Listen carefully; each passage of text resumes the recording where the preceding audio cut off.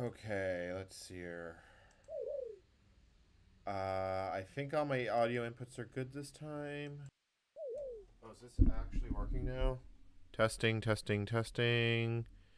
Yeah, that's actually good. All right, let me. Today actually went really well. That I didn't get as much done today as I would have liked, but I think that's every day. A lot of today was basically dedicated to. Well, hold on. Let me keep making sure everything's set up. Because what was happening is I was just sitting at my desk and I was just watching mindless YouTube videos, and you're like, you know what? Screw this. I'd rather stream. My health is at the point. It's still a little shaky, but if I can watch YouTube, I can play old school RuneScape. What was happening And is I was just sitting at all right, go live. There we go. All right. I have navigated all the prompts and such, so yeah, that works. All right. So I think I'm just one of the big grinds I have to do at some point is I have to do thieving, but fletching I just kind of want to do and get it over with because ultimately, what the biggest thing that's holding back this account is the gear sucks. A rune crossbow is a nice, low, easy thing to do, but I don't have any ammo to shoot out of it. I've got a ton in the bank, so getting fletching up basically makes a lot of things become much easier. So let me see here. I have a bunch of oaks in the bank already. So we have to get to 20 before I can even use them now. So let me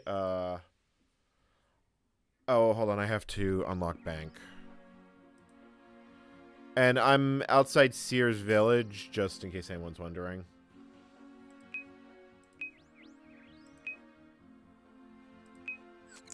It's actually right where I left the last stream. Alright, I can put that back up. I'm actually really happy with how that test went today. I need a knife. I am, however, quite hurting. Alright, hold on. We can deposit all these. Do I have any actual logs in here? Like, just the regular ones? I've got 3, which is not going to help. I got a bunch of maples. Yeah, you know, there is a fair number of just, like, regular trees, so we might as well just cut them down real quick. Do an inventory or two.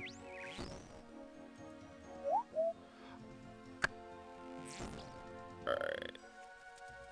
Let's see here. 3 tonight. That's not bad. I mean, it's late on a Wednesday, so what can you truly expect? It's what it is. I really like this place. Like,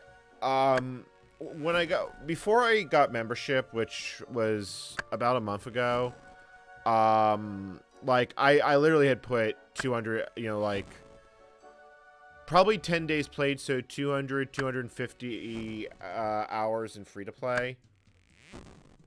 No, it wasn't that high. Probably more like 150 before I finally got membership. So I used to use... Draenor was one of my favorite places to do wood cutting, and, like, if you're just chilling, like, I might cancel my membership because woodcutting is one of the biggest grinds I want to do. I kind of like the idea of memeing... of going all the way to 99, even if it's just on a main account.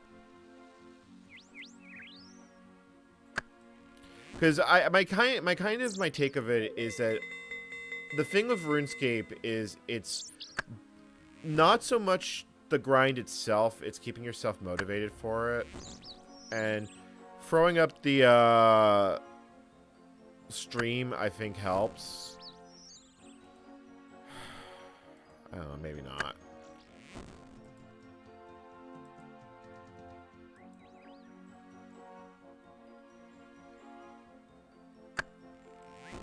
I don't know. I have been debating if I should move gaming, like, because I think I do actually want to stream gaming more regularly. I might start doing that over on Twitch, basically to diversify a bit. But like I said, my entire community is here on YouTube. So if I'm going to do that, I probably just need to set up multicast streaming. It's mostly figuring out what the streaming setup is going to be like in the new place, because I may not be able to stream. Alright, so if I use a knife and I just do... believe... I can't do longbow, can I? 10 for longbow, so I can do longbows. I'll have to string them later, but let's just, yeah. And there goes fletching experience. So I have a whole lot of logs in the bank, so I'll be able to use those relatively quickly, although bank standing grind is bank standing. So there's that.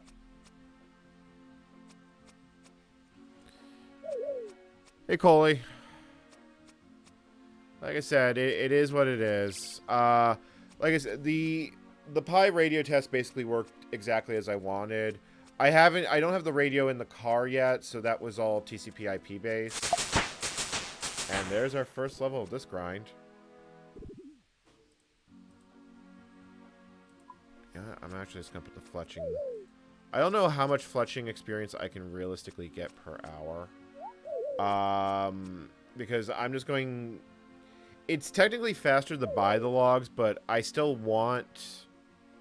Oh, I actually made the, wrong item. I want to make longbows. It's funny enough is that for that reason, basic logs actually tend to sell for a fair bit more. They sell for a lot more than you'd think on the Grand Exchange. It would be helpful if I could get to the deposit box. Alright. And away we go.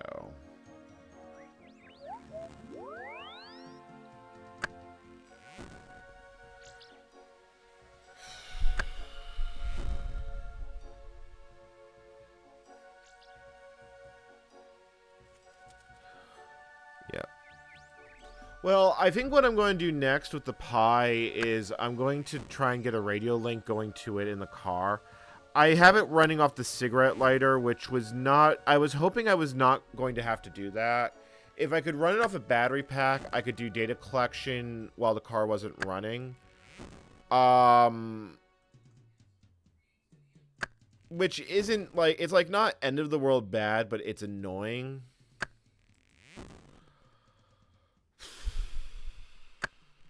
Then again, I'm worried I'm being overly ambitious. At this point, though, I've reached the minimum viable product for what I want. I definitely have more work to do, but realistically, I just have to wire... I can do the rest of this with a handheld if it really comes down to that.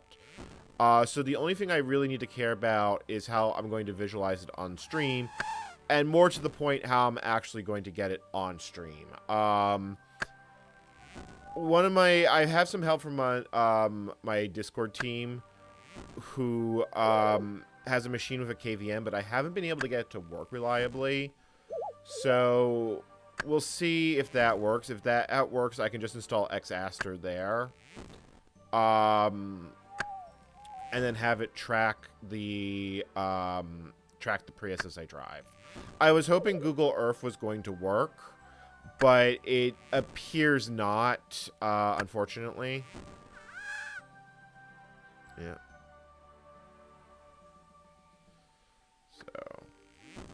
Wonder how it's probably gonna be like one inventory of normal logs per fletching level.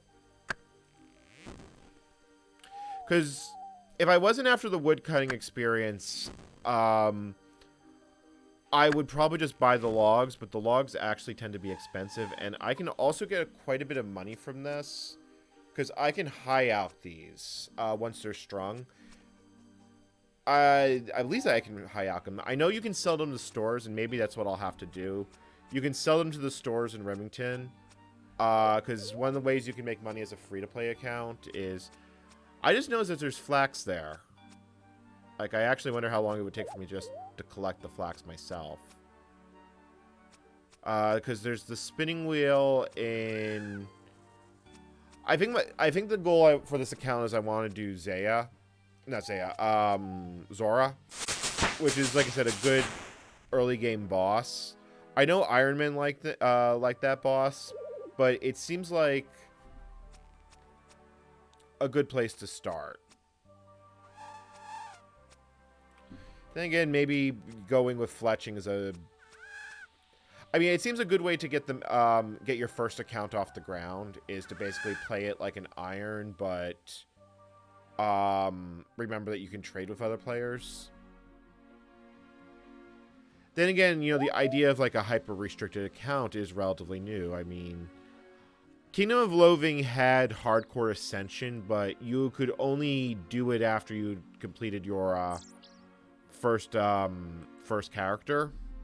And I kind of regret playing it like that. I think I would have had a lot more fun if I had been much more casual with the game. And that's why I decided not to roll an Iron Man when I did, although the gameplay differences of an Ultimate I would consider doing. I don't think a regular Iron Man interests me. And unless I had a really stupid goal in mind, I don't think I'd even do a hardcore. I think it's gonna be a quiet stream tonight. And again, 5 is fine. Like, old school RuneScape. It's not a particularly interesting topic. Oh yeah, I was going to actually do farming. I'll do it after this inventory. There's a herb patch not far from here. I should at least grow some herbs. And I might as well grow something else. I think I've got sweet corn. What do I need to make a scarecrow? Because I know for a fact I need to do that for a task. And I feel like it needs an item in it. Straw from a bale. Haystack. It needs a watermelon. Okay, so I think I just need to buy some... Actually, melons are probably a really good thing to do in the allotments. So as soon as I finish this inventory, I will go set up the farming patch.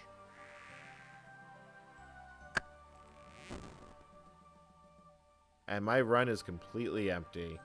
I really need to get, like, full graceful sooner rather than later, because this is painful.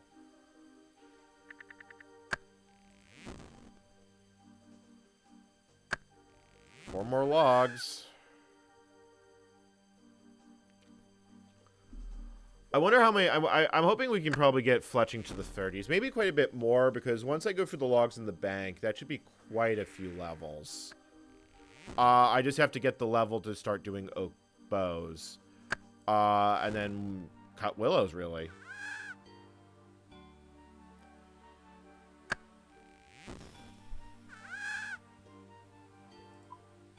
Alright. And now we still get that nice Fletching experience. I almost wonder if it would be better to do arrow shafts, but...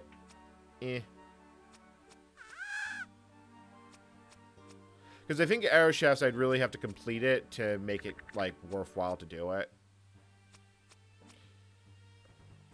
This, meanwhile, is reasonably not... doesn't add all that much to the actual woodcutting grind. At least I don't think it does. Yeah, so this is currently at 5k experience an hour, and it goes up... yeah. Pretty quick. Yeah, this isn't going to be bad. Because getting to 1,025 total level is actually going to be quite nice as well. Right. There we go. Let's go deposit these, and then let's go get... yeah, you know what? I should probably not run right now. This is why full graceful would be so wonderful. Because those bows are actually surprisingly expensive. Or surprisingly heavy. Oh, well. Alright. I didn't mean to deposit the knife, but that's fine. So, knife.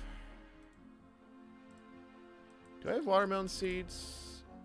I have a watermelon seed. Wow, that is absolutely useless. Alright, what do I have? Do I have sweet corn? Do I really have nothing to put in the allotments? Oh, I got toad flax.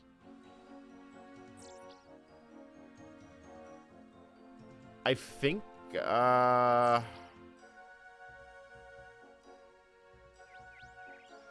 got a lot of tomatoes, but I mean, what does that actually do for me?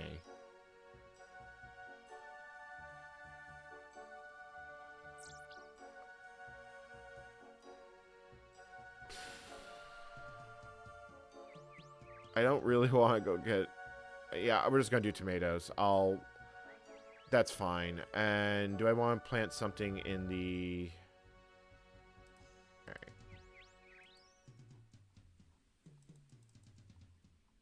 Because I did say I was going to do this, so let's go to the farming patch in Cafferby. Because I have really been slacking off on my farming, and I'm literally on a level. And every little bit of herbs I grow is something I could sell at the end of the day. Yeah, I deposit a knife and then I bring it back. Oh, I actually have stuff. I could have also put something in the flower patch, but I believe marigolds will protect tomatoes. So let's go to the tool leprechaun. I don't think this is all that much experience, but hey, screw it. I'll take the herbs. Alright, can I get... Let's get some ultra compost, farming. If I'm really going to do it. Hey, there we go. We can now... Actually, I think I do have a potato cactus in the bank. Because once I plant this, I can set a timer for it, and that will be a good time to tell me when to... It's time to do something else. Alright, and then we just hand that to him. And we'll get the tomatoes while we're here.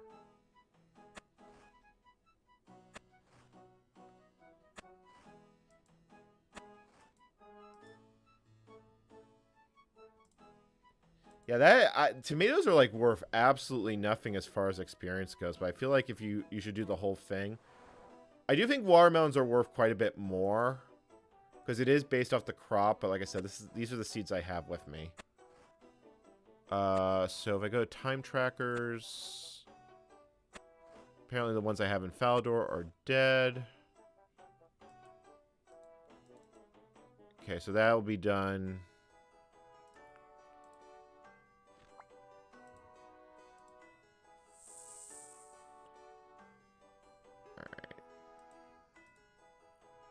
And that's that.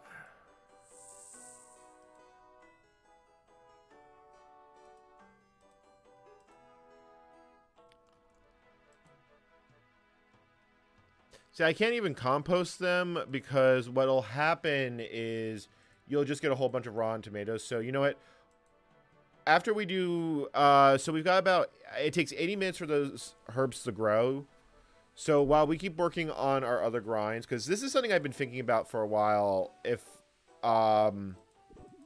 for that potential hypothetical Ultimate Iron Man, is one of the biggest challenges for an iron is farming, because you have to get the herbs, and there's really no other way to do it.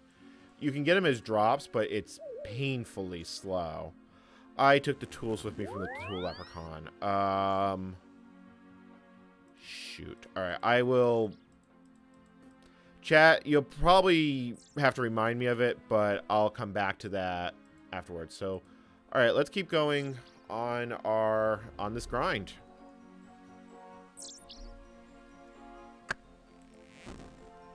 I gotta tell you, this is like a really good way to unwind at the night.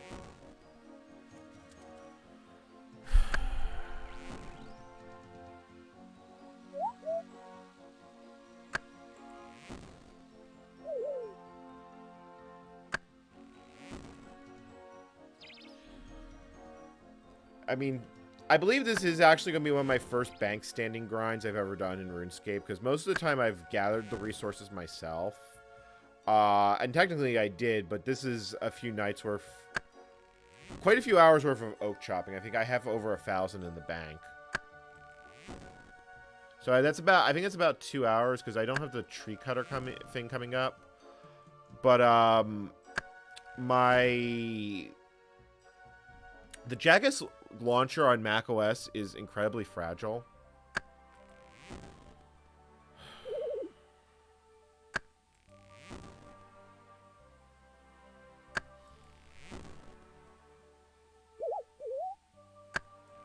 I don't know. It's like right now I'm sort of thinking of what the video I need to make is going to look like. Because I got a lot of footage off the camera today, but I still have more work I need to do and still trying to frame all of it. That being said, I saw that I was getting good GPS data from all the Rust code I had ran. I don't think I have to write more code as is, although I very much might end up doing so. If nothing else, the programming exercise was worth it.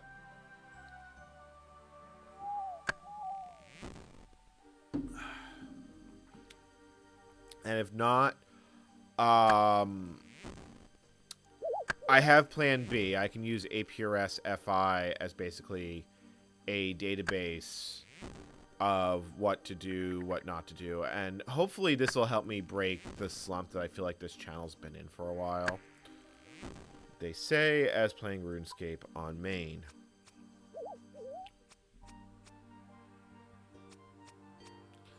And again, you know, I mean, there is something to be said about changing up your kind of content over time. I mean, Mr. Beast started as a gaming channel. I feel like I bring up Mr. Beast every other stream, and I kind of hate it.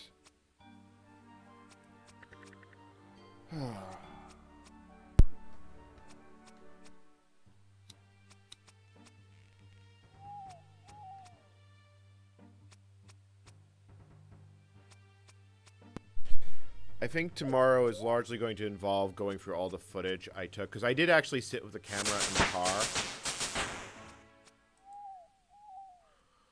Yay! Iron arrows.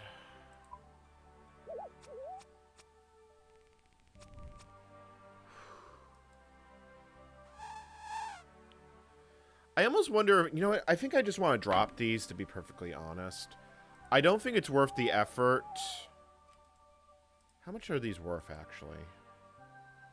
They high out for 36. What does an actual longbow go for? Because I almost wonder if it's even worth doing.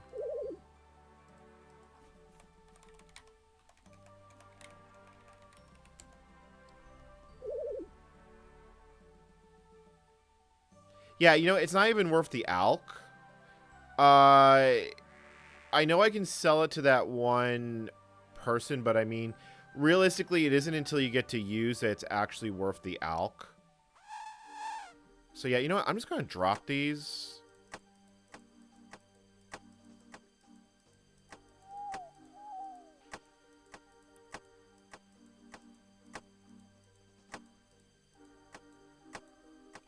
And, you know, right as I say that, because, you know, I'm looking at that, that's 1,000. If I just sell it to the store in batches of 5, all right, you know, screw it. I'm just... No, I'll wait. I'll bank the oaks because I'm going to be doing that entire grind in the bank, but these take it long enough as is. With the oaks and the maple, assuming oaks don't get me there all the way, maples take a while to respawn, so it doesn't really add all that much, but this is actually banking these, it's not worth it.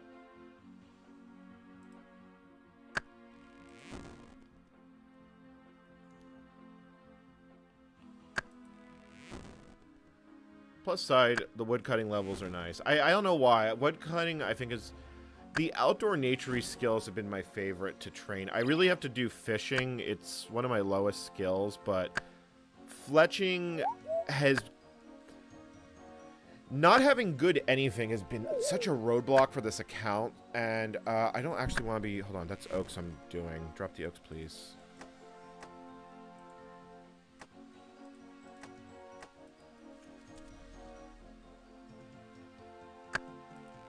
Because ultimately, I can get... At this point, my mining high level is high enough that I can get quite a bit of animite ore. So I feel like Adamite, you know, using a rune crossbow with Adamite, it also gives me a motivation to keep training miffing, smithing and such. So, yeah. I definitely think I like that approach. Because that's kind of the idea I've had for playing this game, is not being tied to one area and kind of living off the land. The problem is the bank system really discourages that. You're really encouraged to stay somewhere close to a bank, because if you want to bank the resource, the farther you have to go. And that's the crux of Ultimate Iron Man play.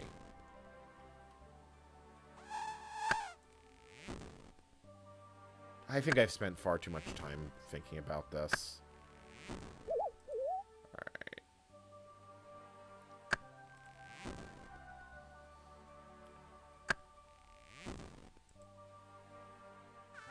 Let's see here. So does this get us to level 16?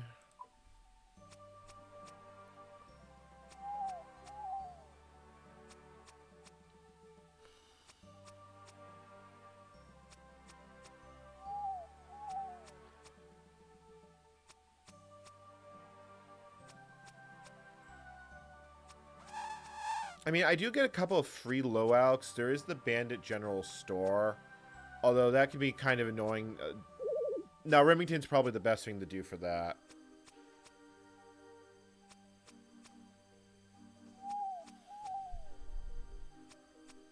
All right. Nope, that is not enough to get me to 16.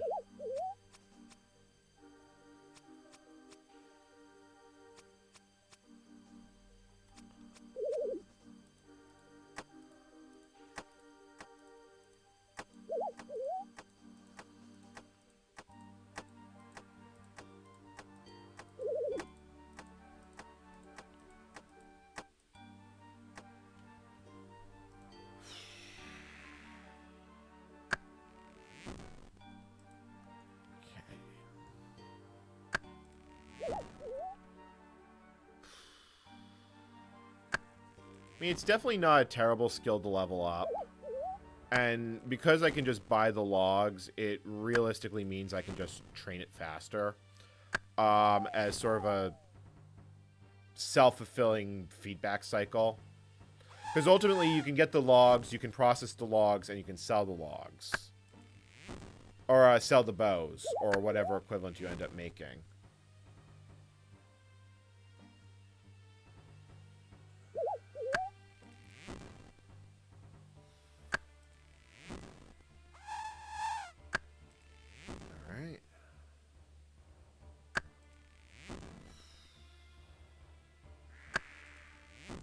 So far, so good.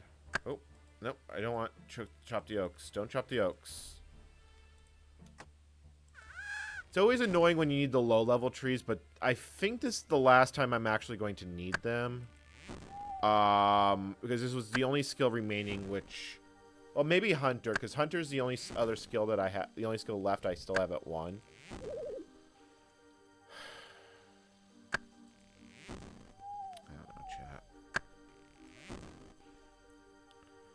I think we need some different music. I don't know, maybe random.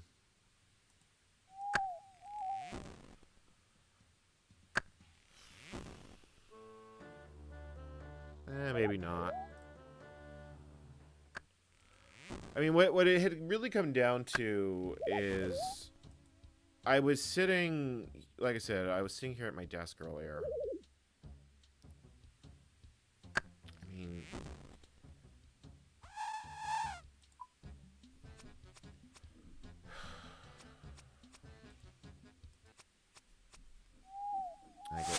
I guess we're doing about music. I know that maybe that's kind of been a trend for the channel as of late, to do no music.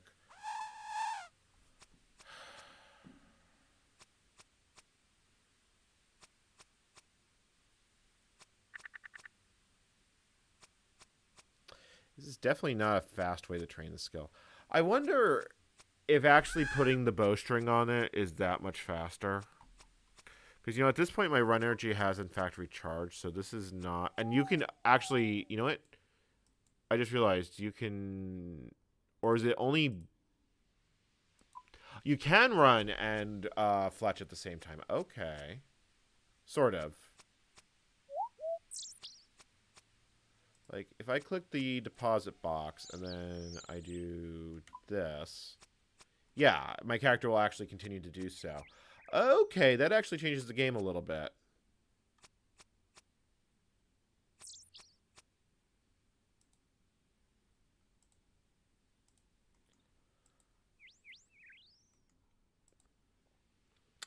Again, I still don't think it's actually worth it for that bow, but... like, realistically speaking, is there anything that's better experience? Oh, I'm looking at range, not fletching.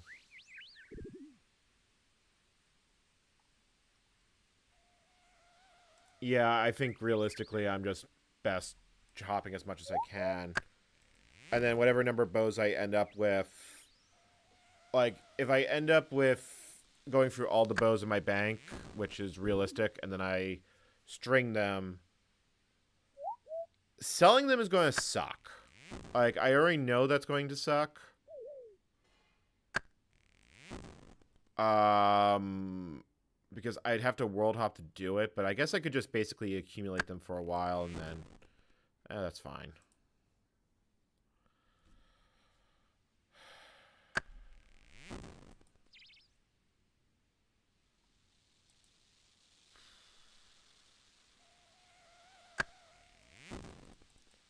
I don't know.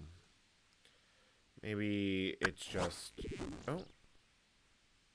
Friendly Forester, Freaky Forester. Alright, I'll help with the pheasants. Why not? I could use a little bit of a break.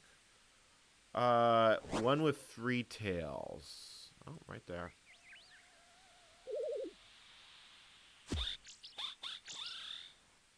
Okay.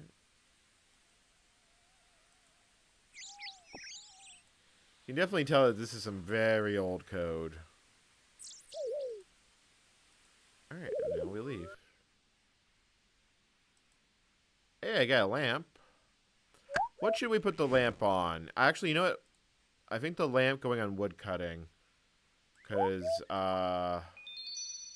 700, I mean, considering how few trees it's going, actually, you know what? Maybe I should have put that in fletching. We've only been worth 100 XP, though. You get a lot more bang for your buck on higher level skills. Again, it's such a... whatever. I'm probably overthinking it.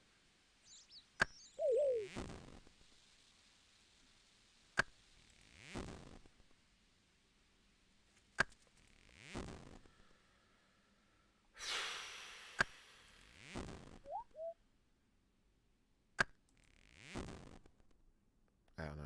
I'm just...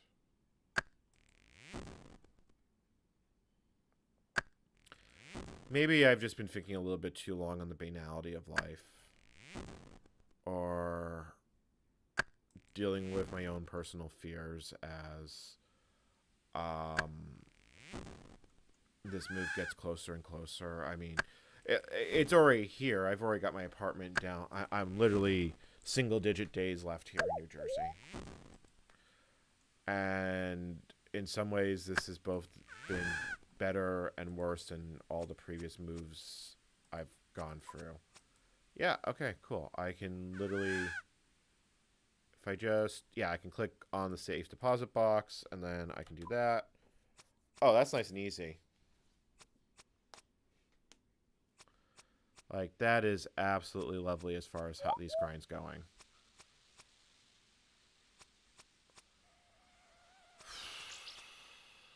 I know there's ways to get, like, stupidly fast amounts of fletching XP for tick manipulation. But... Alright, 17 iron javelins.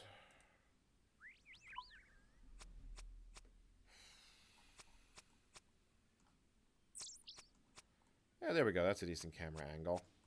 So you basically watch the logs get whittled and then put into the box.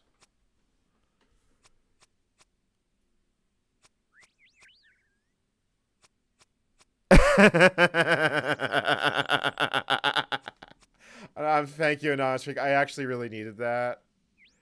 Um, no, I'm not planning on, like, what would a wolf... I feel much better for that. You know what? I should probably put Old School RuneScape in the title.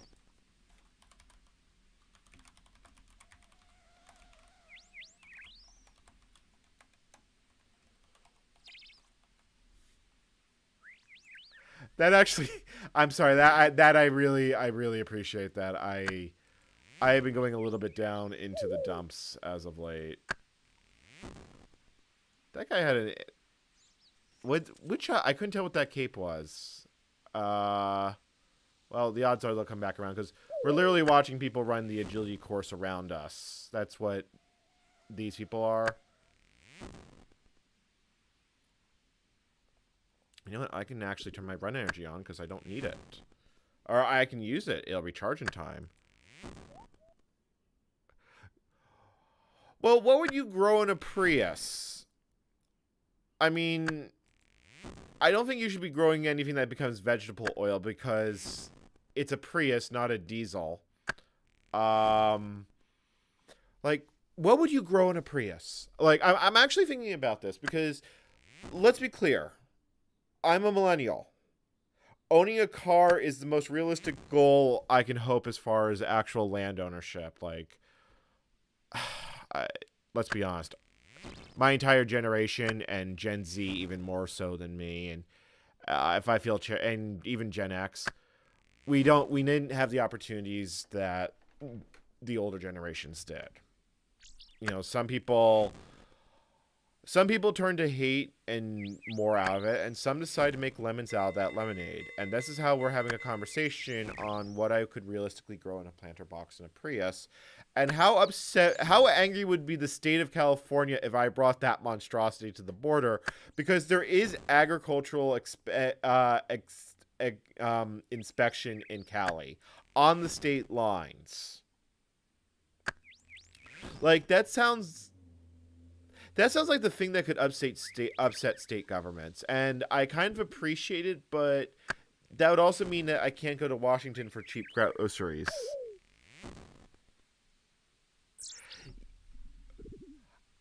So, are we talking garlic, Anonymous Freak? Are we talking chives? Are we talking, well, onion's not a herb.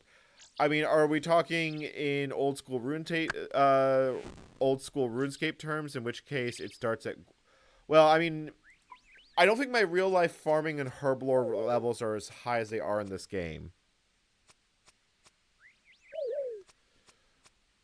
So, okay, so what you're telling me, Anonymous Freak, is I can't grow tomatoes. So I cannot have, I can't roll down my passenger side window and have a fresh bounty of tomatoes there, because they are technically fruit.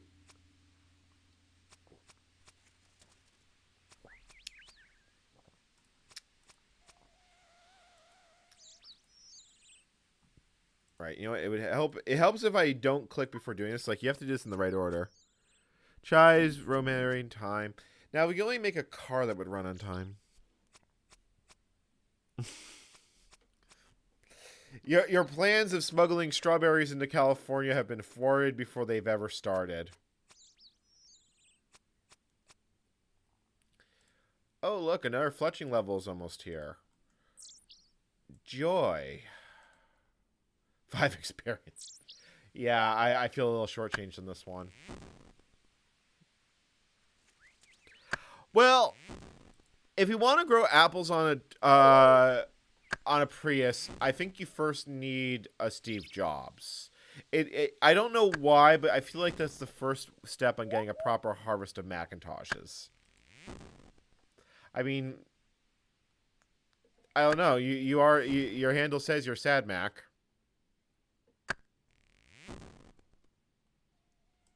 Like, I mean, if I really wanted to go for a bad juju, I could try doing a little lemon tree bonsai in my Prius, because that's kind of how I feel about that car. Although realistically, all the gremlins are out of it, but I feel like you're asking for trouble if you were to try to grow a lemon tree in a car. Although I don't know if Oregon has lemon titles.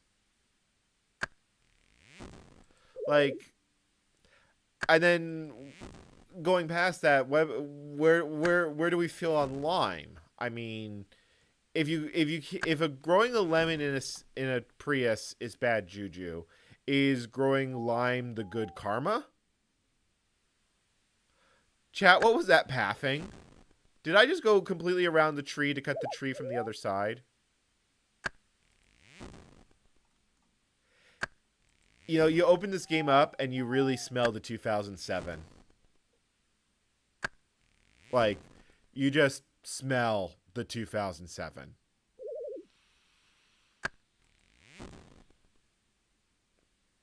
Four more logs. I think it's probably like 3 more inventories and then we're done.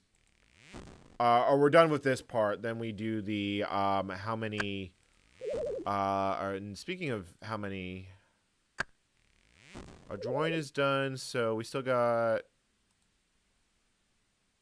We've got literally 40 minutes until those herbs are done.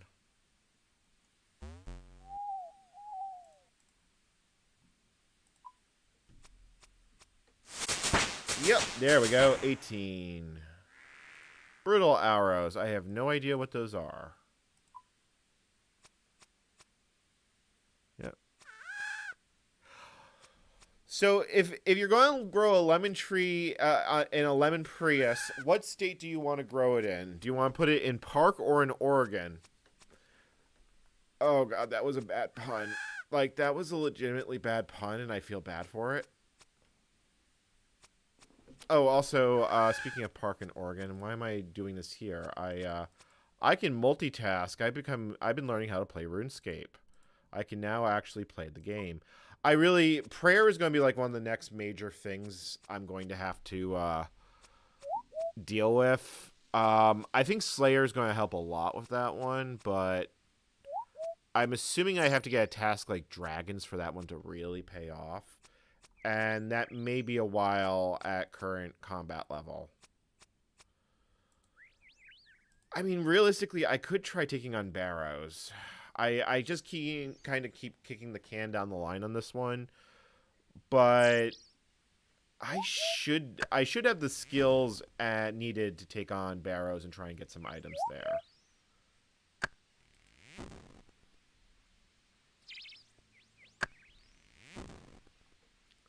Because Barrows has some interesting, I mean, Valimor has largely replaced Barrows as the mid-game gear, although the dual arena on Valimor... Actually, I'm actually legitimately thinking about this right now. Like, would Barrows actually be a good move for my account? Because ultimately speaking... I'm almost 60 strength, and I'm almost 50 in all the other ones aside from prayer. And I'm 70 magic, so I realistically have the stats to do it. I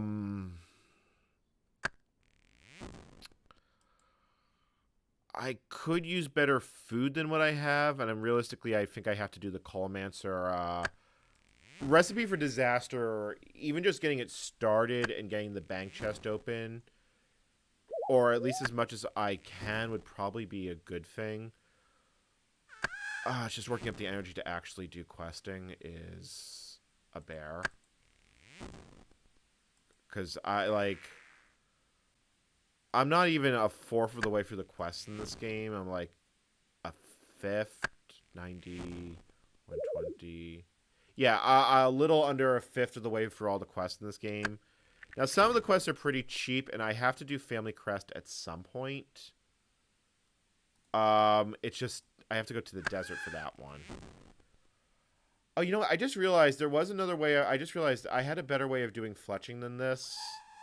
I was going to buy bronze bars from the Shanty Pass and turn those into bolt tips. Oh, well. Future time.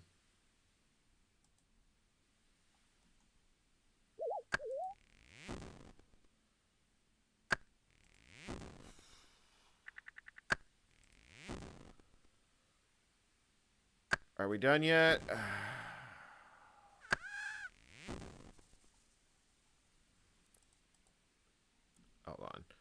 let's start walking back. And then longbows.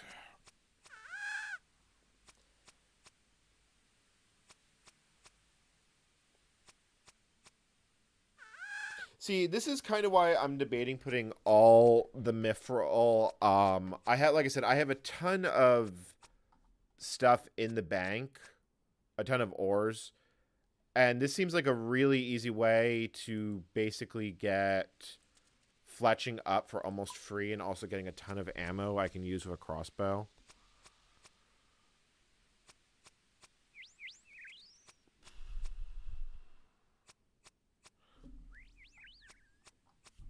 All right. There's the level. 19.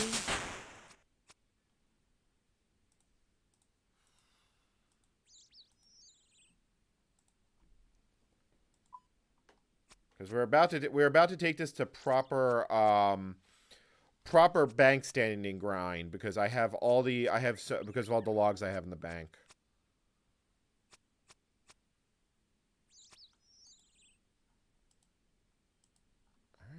That's in the deposit box. And we cut another one down.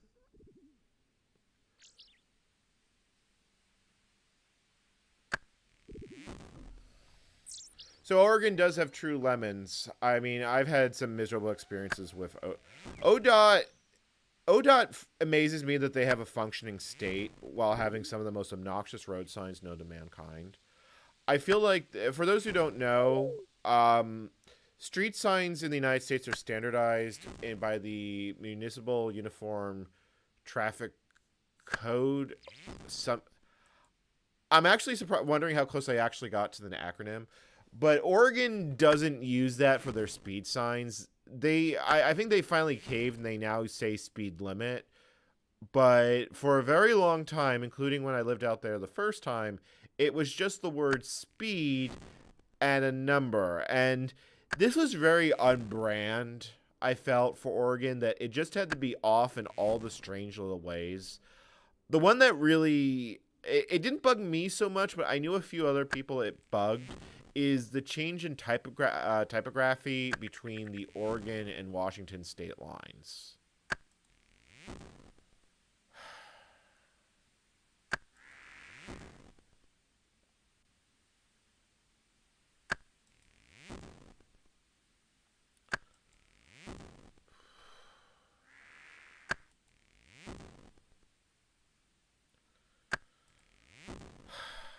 I don't know.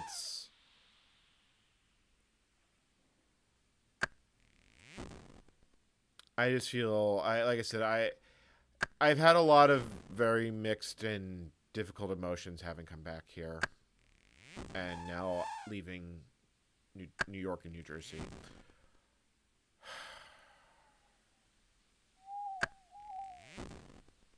All right, 2 more. So, chat, do you think this inventory is going to be the one that gets us to level 20? How far away are we from it? 400 experience. So I can't quite click that far, but I can do that. I can do that. And there we go. Well, this has been reasonably chill.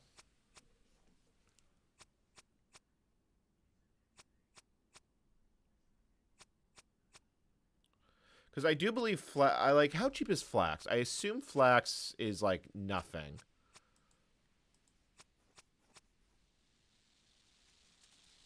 Like, if we take a look at Grand Exchange, like, what does a bowstring go for?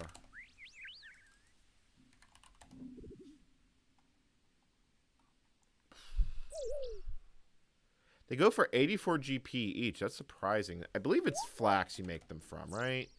They're 2 GP each. So, yeah, no, I mean, that's actually not bad. That was not what I meant to do. I should confirm that that's actually how you make a bowstring, though. I'm assuming it is. Bowstring.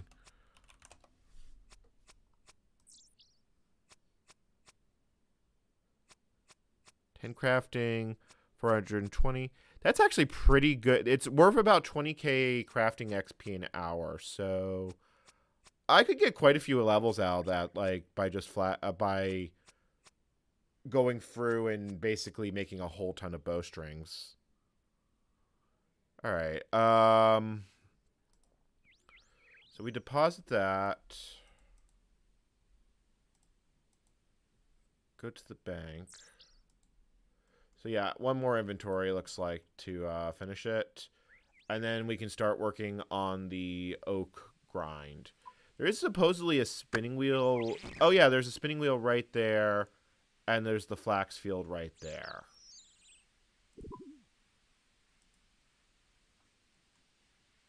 So if I really wanted to just, like, get a ton of flax all at once, that's not too bad. But I still think it's easier to get it from the GE. Might as well save some of the grinds for when I have an iron.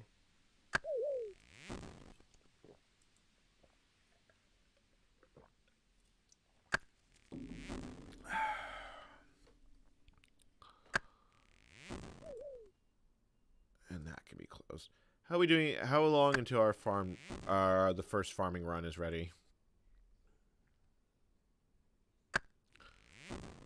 Like, I probably should do more than one patch, but screw it. I mean, I'll deal. You know, one patch is better than no patches.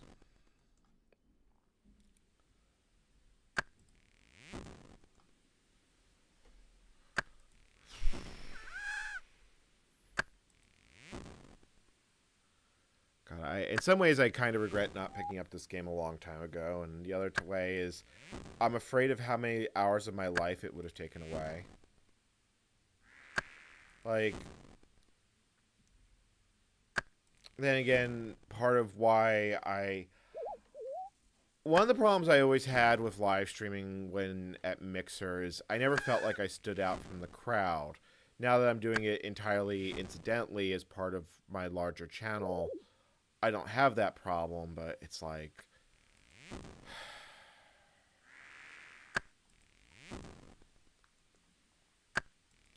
Like, I really, you know, the people that really made it, you know, could just sit in front of a camera and do it every day. You don't appreciate how hard it is until you've actually done it. And, well, I mean, I'll see where the channel is in a year. I mean, there's nothing else to say about that. Alright, I actually need to continue making those into bows. Yep, this is going to get us to 20. That's going to be nice. That is going to be a really nice feeling.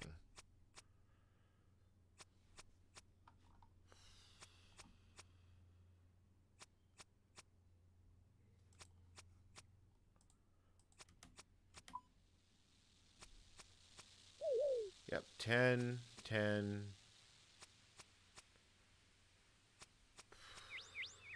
And there it is, 20 fletching. Oak short bows. So we'll finish these off, and then the bank grind begins.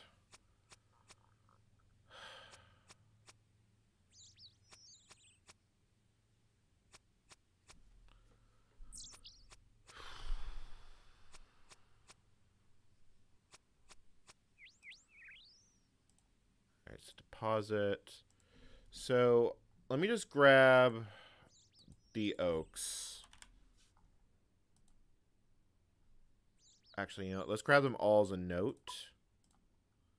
Because then I don't have to reopen the bank interface.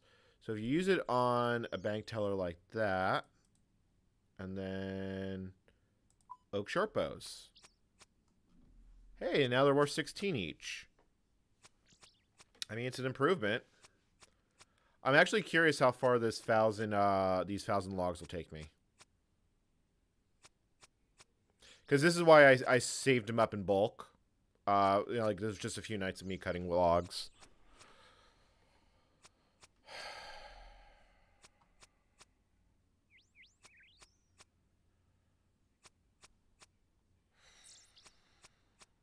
Put a little music on.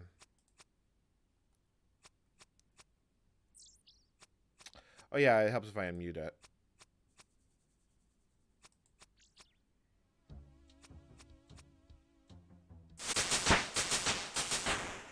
Alright, these levels are probably going to start flying by now.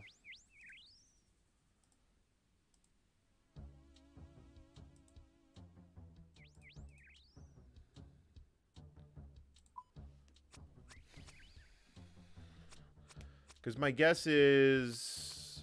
It's hard to tell how much my experience per hour is going up because this... You know what? Let me reset it.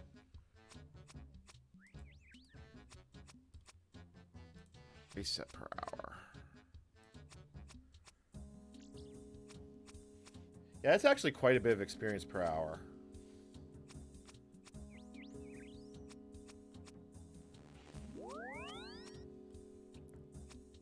Still, it feels good not to have that skill be, like, as low as it was. I think, yeah, because now Hunter's the only one that's super low. Well, Herblore. Herblore, I'm going to have to put effort to actually level up in.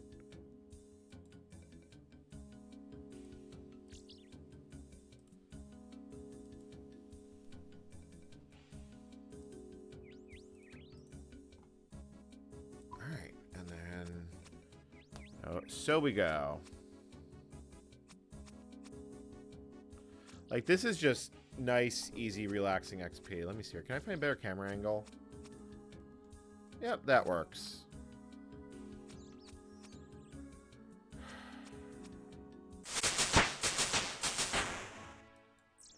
Iron darts.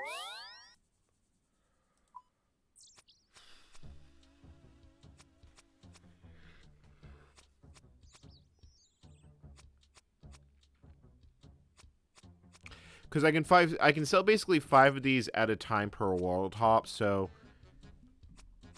And... When do I get oak longbows? I'm assuming that's going to be a while. 25. And then I get willows at 35, although I have no willow logs, so I might as well just keep using these once I get that far. They're less experience per hour, but hey, at least I have them. Though I'm actually curious, how much does 1,000 logs sell for? Huh, that's actually not bad on the high on the GE. Because I know redwoods are surprisingly not useful for what they are. And that's the highest. I think magics are the biggest return on investment. They just take a very long time to cut. Because I think oaks and willows are roughly tied as far as actual experience goes. With the higher level, like... Because you can free tick oaks. I think willows come out higher if you don't free tick it, but it's not much higher. Hey, Gabrielle. Morning for you, so that would put you, It's morning for you. So that would put you probably, what, 2 to 3 hours plus UTC? Like Eastern Europe? 23.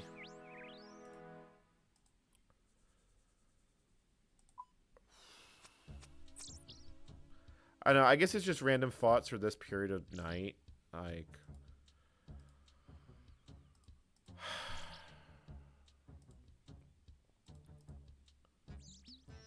And the proof is going to be in my pudding, because I actually get a lot of views from gaming relating stuff because of pinball just being gaming. 620 CST. Oh yeah, you know that makes perfect sense. Right, because yeah, it makes perfect sense.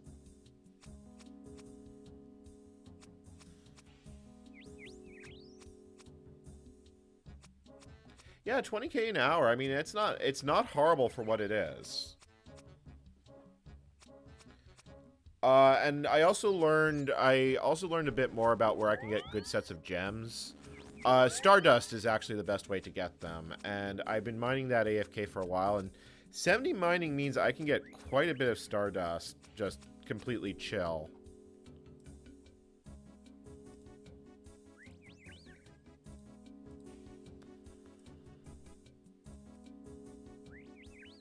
Alright.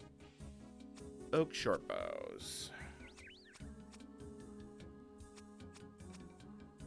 So far, so good. I feel like I'm repeating myself, but it basically is.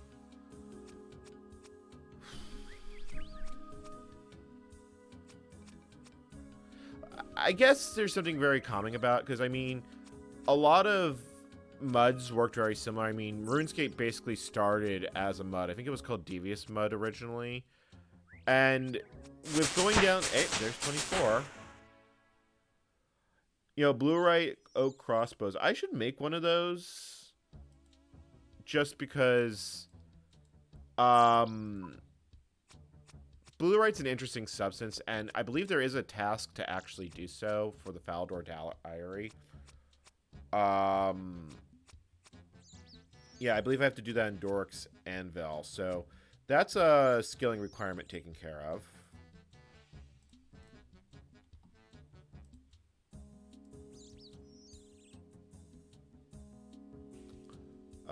Yeah, we're 24 still. So we should be able to switch to longbows after this.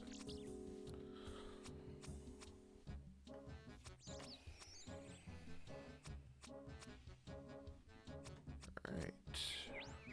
20 minutes until that herb, those herbs are done.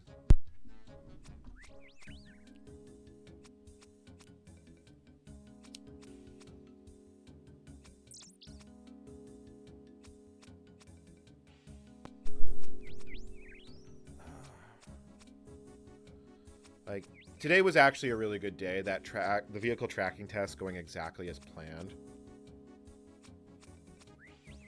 It's like, I really, like, I had to fight with it, but getting all the major quirks out, like, it was just a happy, good feeling, because it means that I have actually met the minimum viable product. I mean, that's a venture capital term.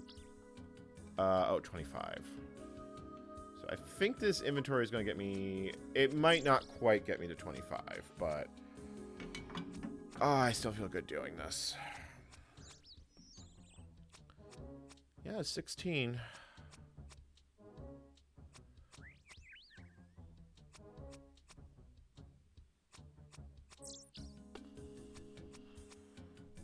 I really want this level, because then I can start doing the longbows. Yep. And there it is. And, oh, I accidentally canceled out the message. Alright, so let's unbank these. And now we can start making longbows. I'm going to go get something from the kitchen. I'll be right back. I am currently on world, I'm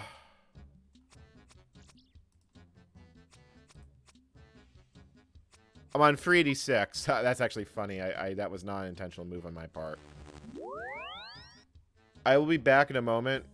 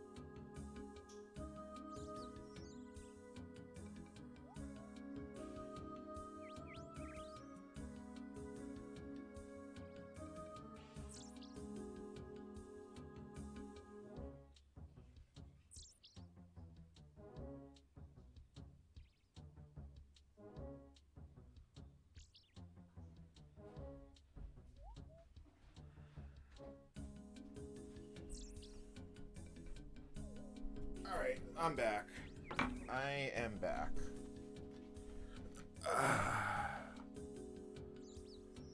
Oh, good, and that inventory's done. Debian, I feel like, has basically been on life support for a long period of time. Like, a lot of its core staff got hired away by Canonical. And I don't know. I've actually found the most recent version of Debian to be quite a bit better than some of the previous ones, because I have used it, and I was a Debian developer. I'm out of the keyring these days, but I used to be. God, it's nice feeling like these nice, quick, easy levels come in. Jade Bluedite bolts. I mean, that's probably useful for an iron. That, like, I could see myself using that as an iron.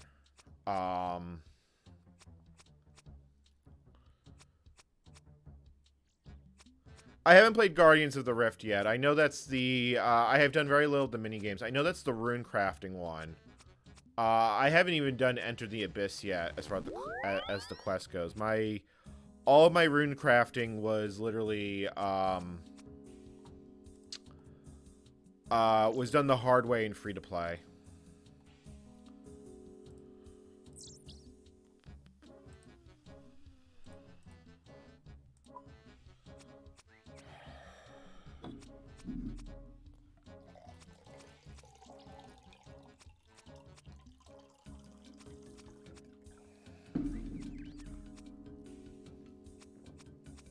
That is good.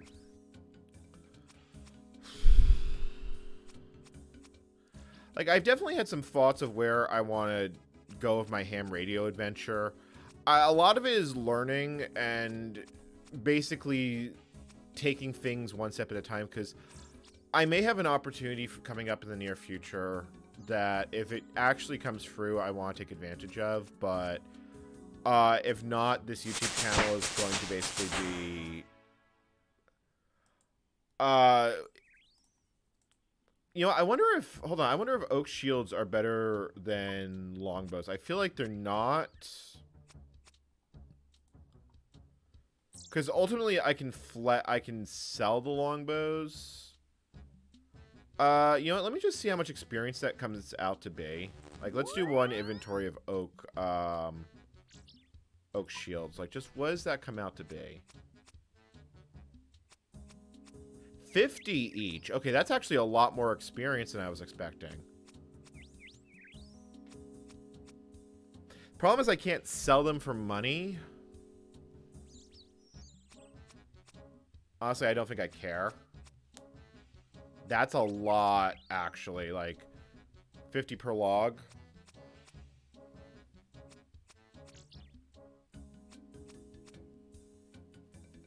Yeah, it's a little slower, but screw it.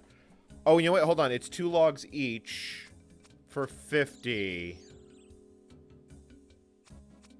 No, that's actually not worth it, because I think I get additional experience when I fletch the bows. When I spin the bows. Yeah, that's not worth it. It was worth trying.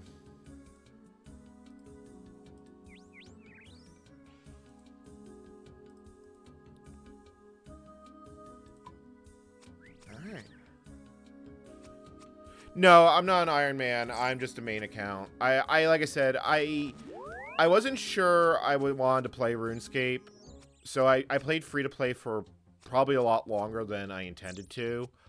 And realistically speaking, when I played Kingdom of Loathing, I only played hardcore characters, and what ended up happening as a result is that in Kingdom of Loathing, there's passive benefits from just being in a clan. Like, you can get additional adventures and such. I don't know if that exists in RuneScape. From what I've seen, the clan mechanics in this game are a bit lacking. Maybe RuneScape 3 is better, but RuneScape 2, it looks like dead content of the deadest sort. So my thought process was, if I'm really going to go for the long haul in RuneScape, there's a good chance I'm going to want more than one character. If my first character is a main account that I could realistically take out at any point and is got decent stats, I can use it for whatever activity I want to. So that was my complete thought process with this one.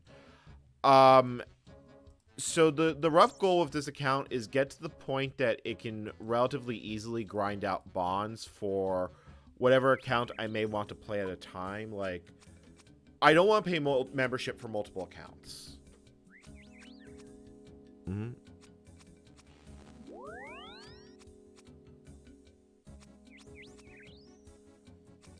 Well, the thing is that Debian doesn't have money.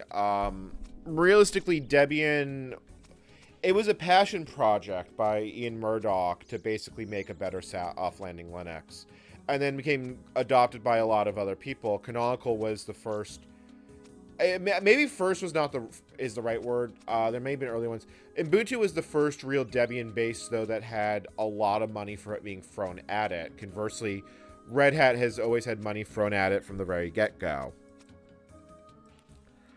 I'm not sure I agree with bloat. I mean, realistically speaking, disk space has become so damn cheap that bloat removal tends to be kind of a lost, a disappearing art. That being said, when I did Linux from scratch, I was astounded how much crap goes in the base system, like a full JavaScript engine. I mean, on one hand, it's probably a good thing to have a scripting language. It's probably a good thing to have a memory-safe scripting language that is more commonly used than Perl, because God knows Perl has held together Linux for decades. I think decades is the word I'm going to actually go with here. But conversely, I mean, you're... Oh, hello. Hello. I actually have public chat turned off. I usually leave it off. I think I have to show standard if I want to. Yep. Hello. Where's the wave emote?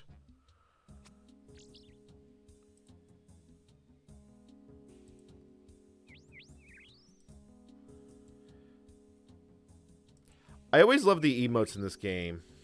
I don't know why. I think a lot of it is because I have this tendency to... Like, the first MMO I ever played was Castle Infinity when it was Ori and the Preservation. Like, the most I ever think I ever saw online was 6 players. But I found it really fascinating, the idea that an MMOG was saved from scrap by literally pulling it out of the trash. Like, something about that kind of just blows my mind. And it really set a lot of tone for preservation and such. But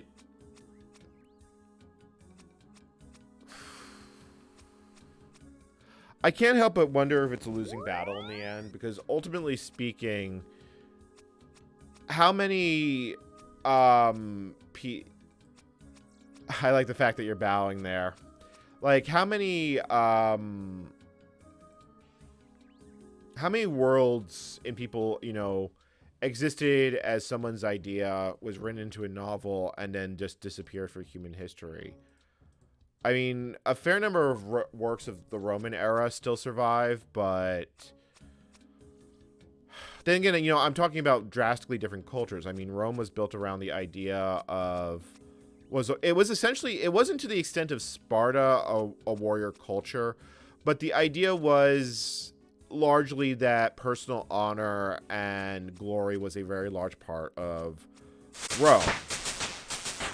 Hey, Fletching 30. I can make steel arrows and composite ogre bows. Yay!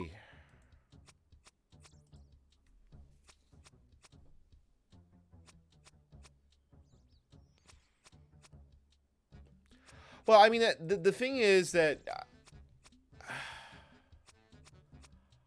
I understand where you're coming from as you're a normal user. Like, why do I need X, Y, and Z?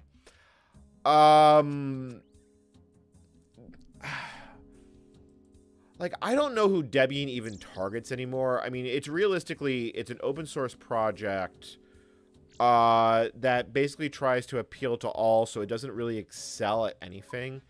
Conversely, Windows was always a product that was... Windows' origin was a product that a user had to go out and buy. You would choose your operating system as part of your computer, but Windows was something that you had to buy. Microsoft eventually resorted to basically giving it away with 386s, but it had to be intuitive and easy to use for the end user, something I don't think Linux has ever truly actually reached. God knows that I feel a lot of the... If you ever like try and use a GUI exclusively in Unix without a command line, I feel like a lot of things just don't work. Like, I feel like file copy operations, sometimes I'm tempting fate if I do it with a UI. Well, conversely, I do it in Finder not thinking about it because this is how you've done it in Apple since time immemorial. Meanwhile, I'm familiar with a world where X crashes, takes all your work with it, and you're kind of foobarred. It's been a very long time since that happened, but that mindset doesn't really go away. And while Windows was never a paragon of stability in this regard, I don't know, maybe it's just rose-tinted memories, but I remember Windows being quite a bit more stable on day-to-day use. Like, the Linux kernel was fine, but X was really flaky. Now, granted, that was based a lot about your graphics drivers and such and how you're using it, but there's a lot of times where the nostalgia for the past really is just nostalgia. It's not something that we should, like, it wasn't good, and I think both LGR and Michael MJD go a long way in exemplifying that. Or conversely, human memory is more biased towards... it's more biased towards nostalgia. You know, you remember it good in your past, so you remember it more now. I don't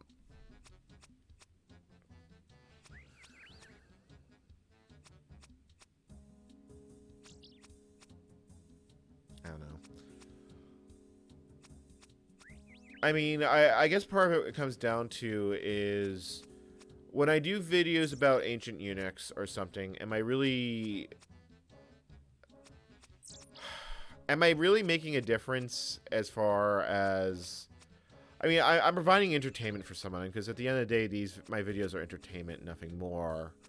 You could say that I'm doing important quote-unquote preservation work, but...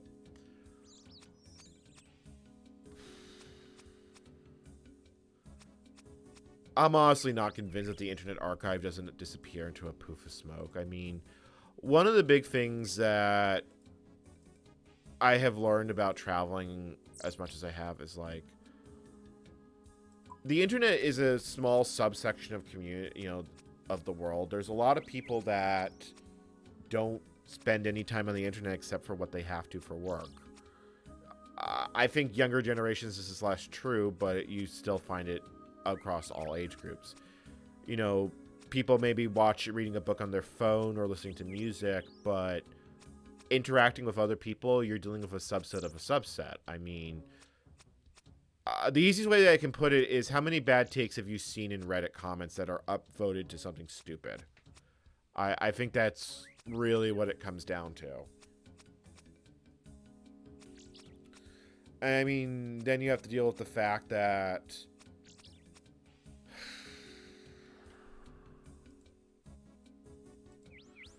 you have to deal with the fact that unmoderated spaces have become the battleground. I mean, it's not anything new. You know, ideas can come from any source. They can come from any messenger. But you really see the rise of hatred, the rise of...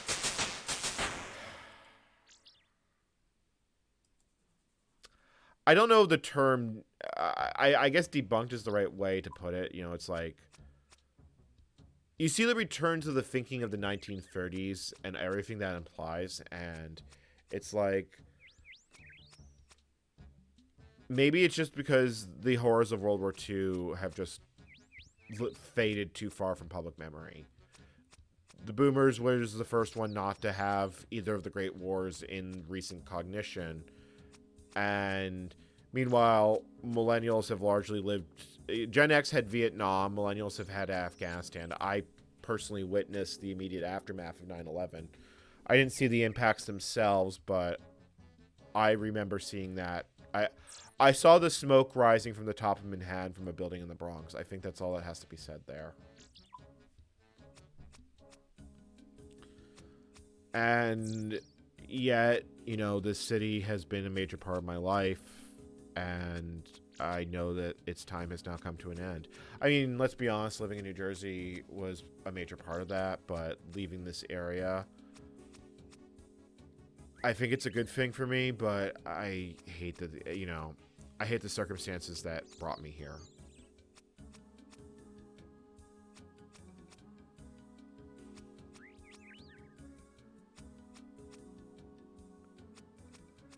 P No, I mean, you're completely right. And remember, what has survived to the current day is generally commodity hardware that largely worked. Shitty hardware that didn't work got binned or returned. I have memories of buying more than one piece of hardware at CompUSA and the like, could not get it to work because of some sort of stupid incompatibility, and have to go back and return it for a different product. Like, that was a pretty common life. So you also now have a lot of good video guides that we didn't have. But there's also a lot of things that have gone rather notably shit. I mean, let's put it like this. We didn't used to have ads in the start menu. You know, we didn't have a built-in pipeline to... Like, I feel like I sound like conspiratorial nut job by saying this. Also, but the herb patch has grown in. I don't even feel like going to collect it. Like, I'm kind of enjoying this right now, so screw it. All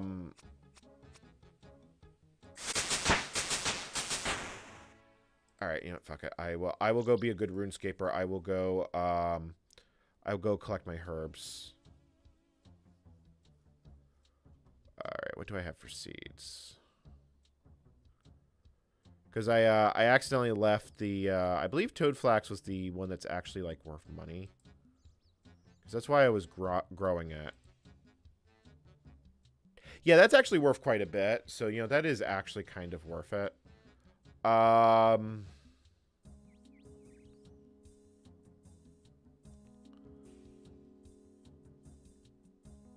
I might as well, you know, I'm just going to do toad flax. I'm not even going to bother with the rest. Because I left my tools in here.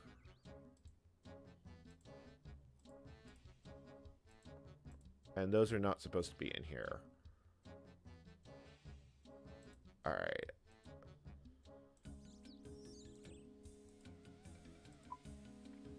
Like, the farming stuff, it really is, it's basically its own reward. Because that's a lot of money. From one seed.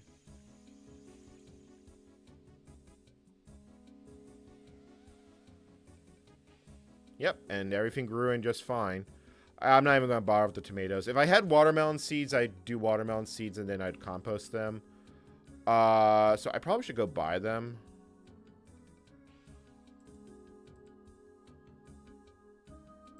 Oh no, please tell me I have the tools here. Seed dibber, farming rake, trawl.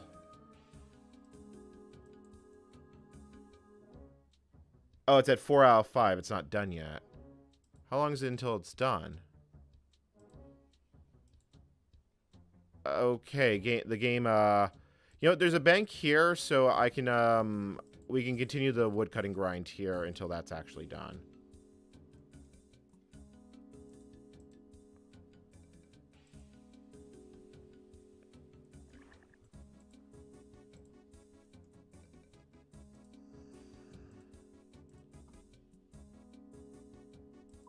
And an oak longbow. I don't know why it wasn't done. I guess that's just how it works.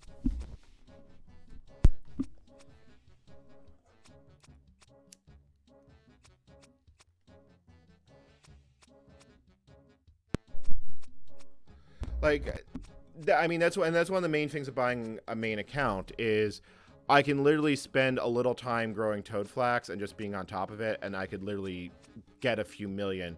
Farming is a very valuable skill to have.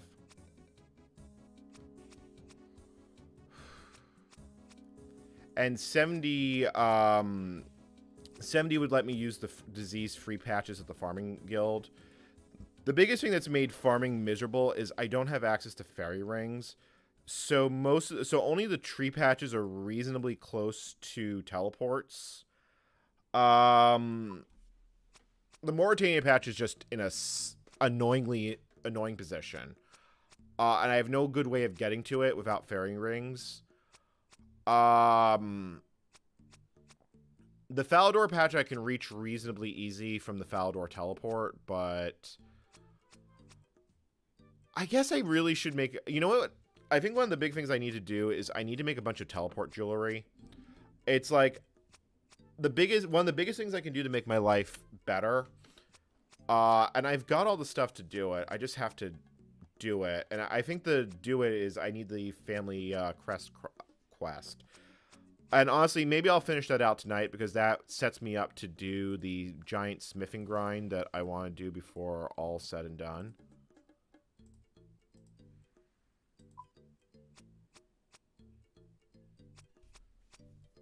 Mm-hmm. Yeah.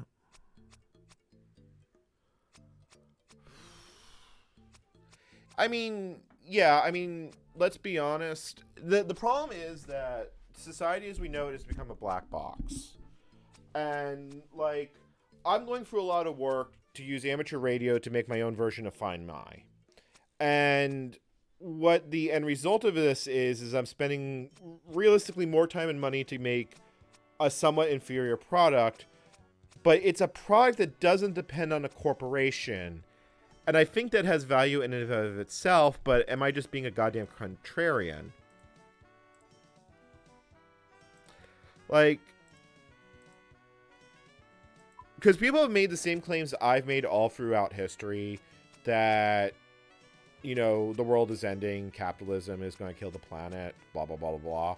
Not that I necessarily hold to that, but I just remembered seeing on Mastodon someone talk about, like, a post from the 1800s. And it's like, you're never going to find a perfect system. But I don't like the idea of...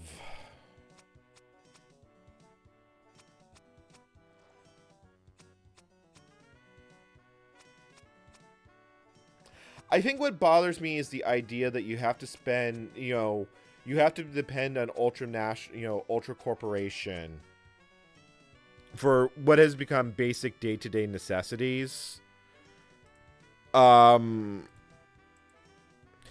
you know, the standard I use for my life, the standard I've been trying to basically think about is, if you were the type to become a monk or priest and live in a hermitage, how much contact would you still need to have with society to function this day and age? And I mean, you know, monks have to worry about money. I mean, ultimately speaking, an abbey depends on being able to sell something to pay property taxes.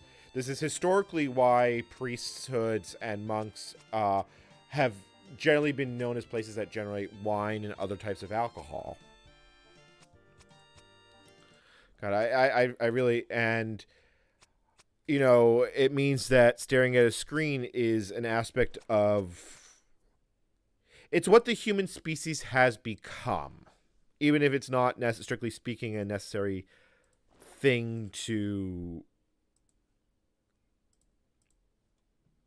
It's not necessary for you to live per se, but you're not going to be a member of society unless you're willing to stare at screens for X hours per day, even if your primary... I mean, there's only a handful of professions where that's no longer true.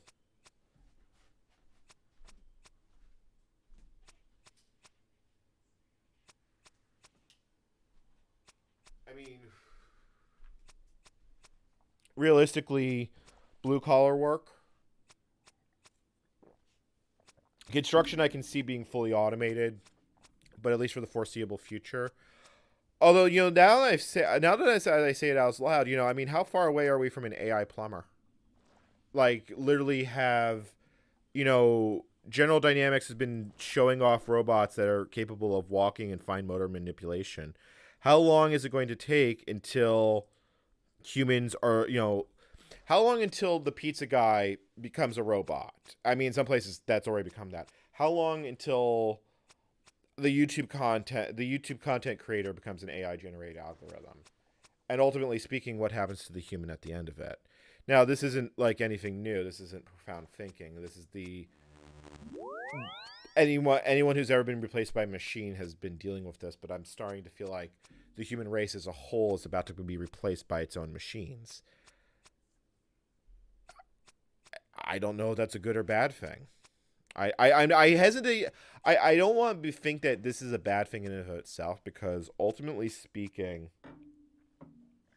humans are going to go extinct someday. It may, or I don't. It's not going to be in my lifetime. It's probably not going to be in the next 100 days. But the universe has existed for a really long time. Humans have existed for a relatively short period of that. It is quite possible, just as children will eventually succeed their parents, if in age, if nothing else, and existence. Because let's be honest, not everyone manages to actually succeed their parents.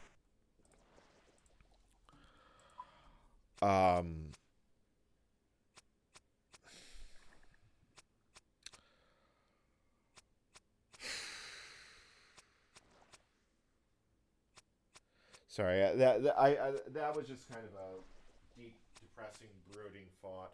It's kind of impressive. Yeah, I think I had about exactly 1 hour's worth of logs stocked up. So this is probably, if I want to do a massive fletching grind, I'm probably going to need about 10k log. If it works out to be 12k logs per hour, I mean, this feels like a very easy 99. But I still want the actual wood cutting 99, so be it. So oak longbow. At least there are ways to speed up. I also think I need 90 fletching for Song of the Elves, which is, I know I need it for quite a few skill requirements, so leveling it up has no real consequence.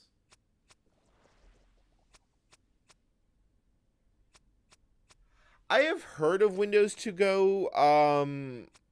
I vaguely remember, but I don't think I've ever used it. Like, I remember it being advertised, and it like appeared very briefly and then disappeared. I think Michael MJD actually talked about it.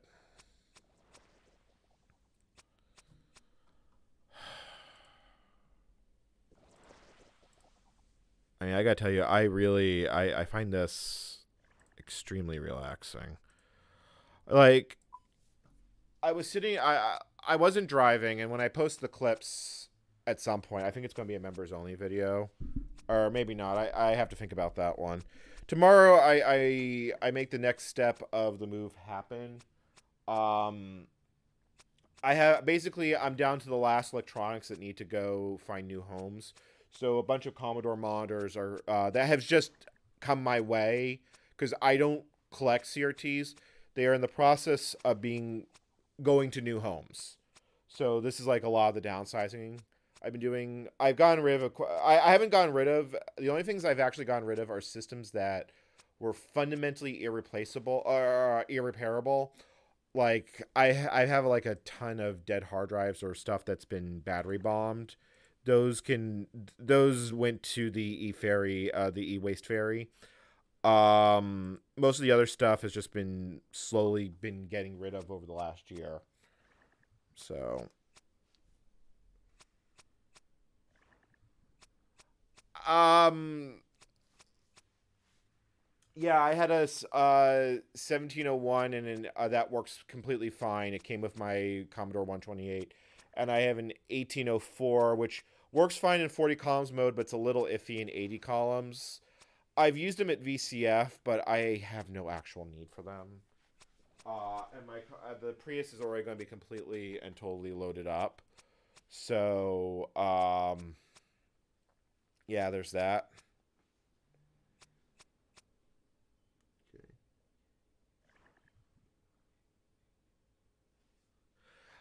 I mean, it doesn't surprise me. I mean, generally, the nice thing about Microsoft products is you can usually get them to do what you want with enough effort, because someone else will almost certainly have your same needs and have paid Microsoft for it. It's very rare where I have not found a way to actually get to bend Windows to my will, but I can be very persuasive when I try to be. Wow, this worked out to be almost 30 levels of fletching experience. I am And we still have to string the bows. Like, I'm not sure how much experience that's going to actually be, but it will be nice. I'll be right back.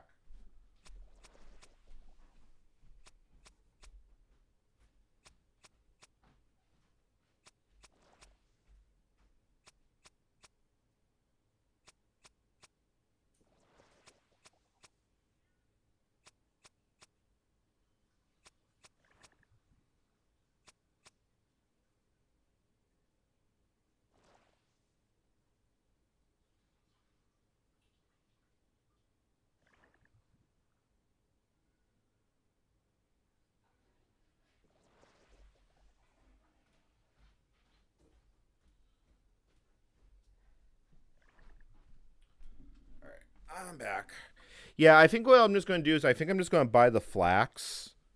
Um, I will buy the flax and then we'll string the bowstrings.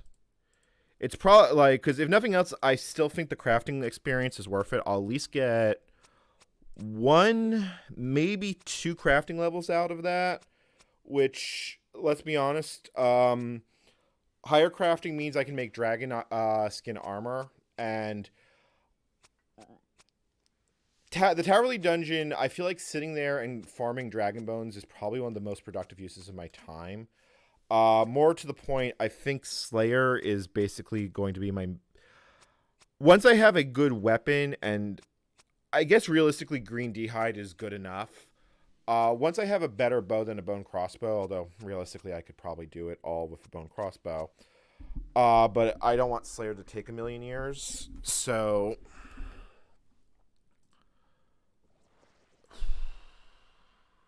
I think I have to do. I'm going to have to play with a DPS simulator, like, and figure out what the difference actually comes out to be. Because I presume that I should be able to smith. Actually, you know what? I can look at this right now. Like, let me look this up. So the DPS calculator.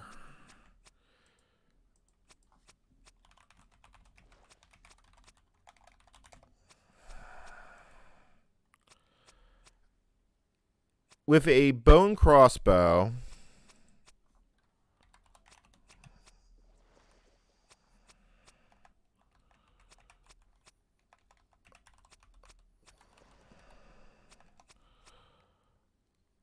What is it? It's not called bone crossbow. I forget what it's actually called. Yeah, Dorgishan crossbow is what it's actually called.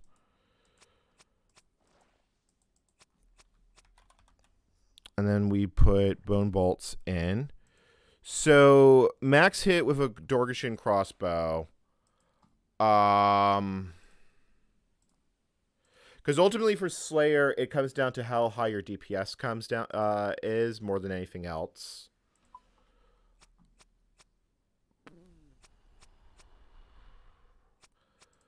So Abyssal Demons and 50 ranged.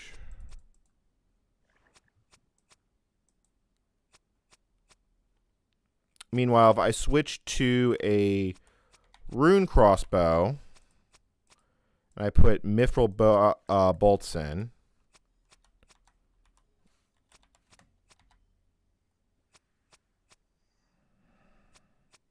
I mean, I could even poison them for... Yeah, my max hit becomes 24 with mithrils, and that's not counting poison. And I can realistically get Ametine ball, not Ametine. Oh, what's the name of it? Adamantine bolts at this point because I have the mining level. I just have to mine it.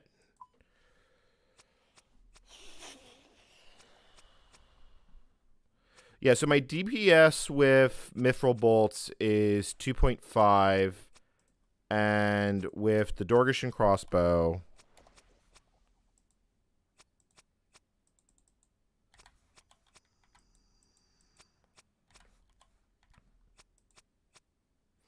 yeah, I mean it's a 1.8 with the Dorgishan crossbow, and with mithril, because ultimately I should be able to get a lot of gem encrusted ammo if I just farm gems. So I mean, it seems to be a winning solution here. Because if I want, because my options is I either smith all my ores for money, which means I make breastplates and then sell or high alch them, or I turn them into bolts and I fletch them. Okay, so that's steel darts.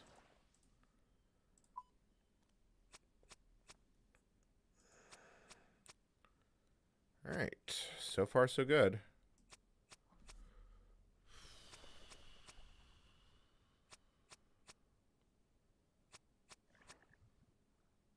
Okay. I will definitely stay away from dragons, at least for tonight. I mean, this is me kind of unwinding. I am not the Japanese term is hikikomori. I'm not a hikikomori in real life, but I am something of a recluse. And I wasn't always but I have found going outside to be extremely difficult. In some ways, it was easier in Oregon because it wasn't massive city. It's a, I have. You could go outside and not just immediately be on a sidewalk surrounded by a million people, which is what I'm used to. It's not quite that where I live in Jersey, but it's one step below because I'm not all that worried about being doxxed here. I'm going to be gone in 8 days, and I have put my GPS coordinates on the internet. I mean, come and find me. Again, I try pretty hard not to make enemies. I don't really take it well when someone's fucked me over, and I've been fucked over a fair bit in my life. But I have learned that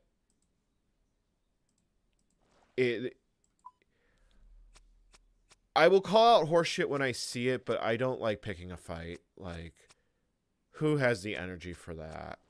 You live your entire life on guard and expecting the worst from X, Y, and Z, from a person who largely doesn't probably even recognize your existence. That, like,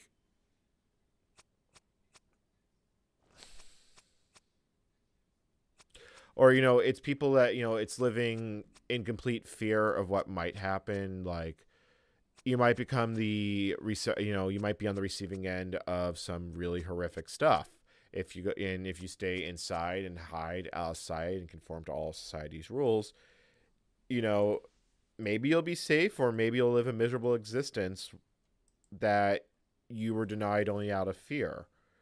I mean, life is is to some extent risk management. And it's also willing to give up something if the situation gets bad. I mean, how many people have stayed in a dangerous situation for money or worse? I mean,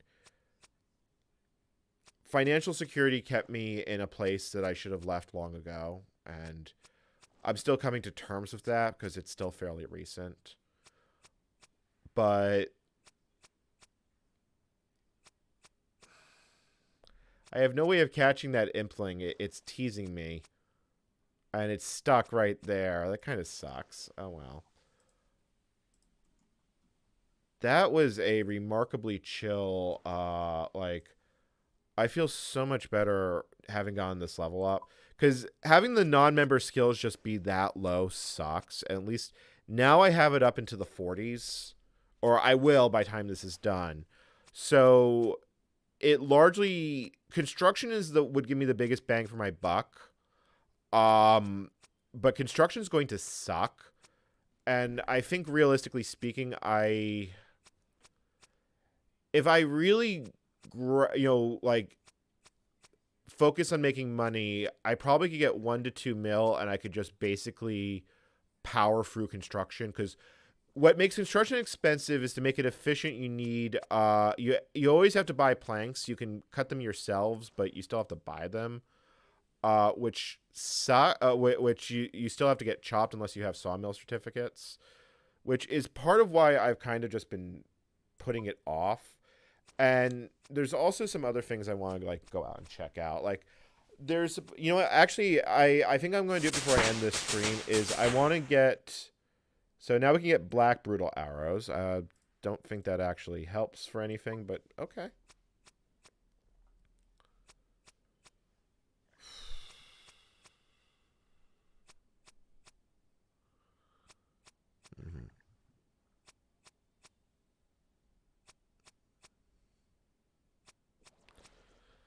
Yeah, I mean,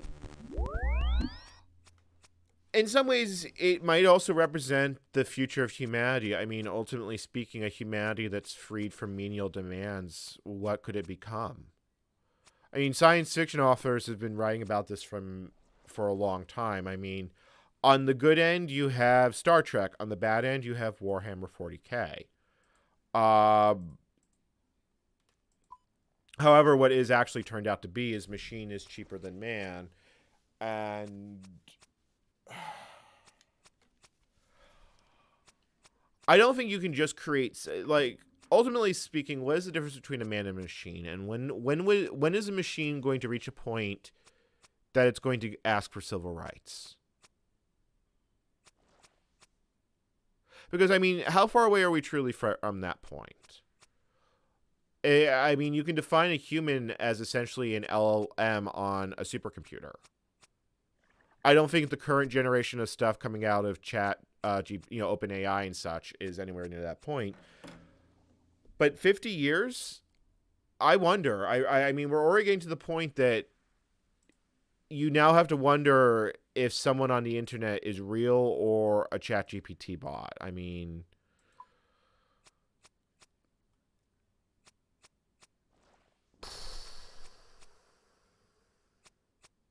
then again, maybe it's something you can learn to spot.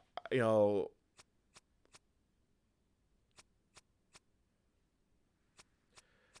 I think what the actual question is can a human create a soul, or is that the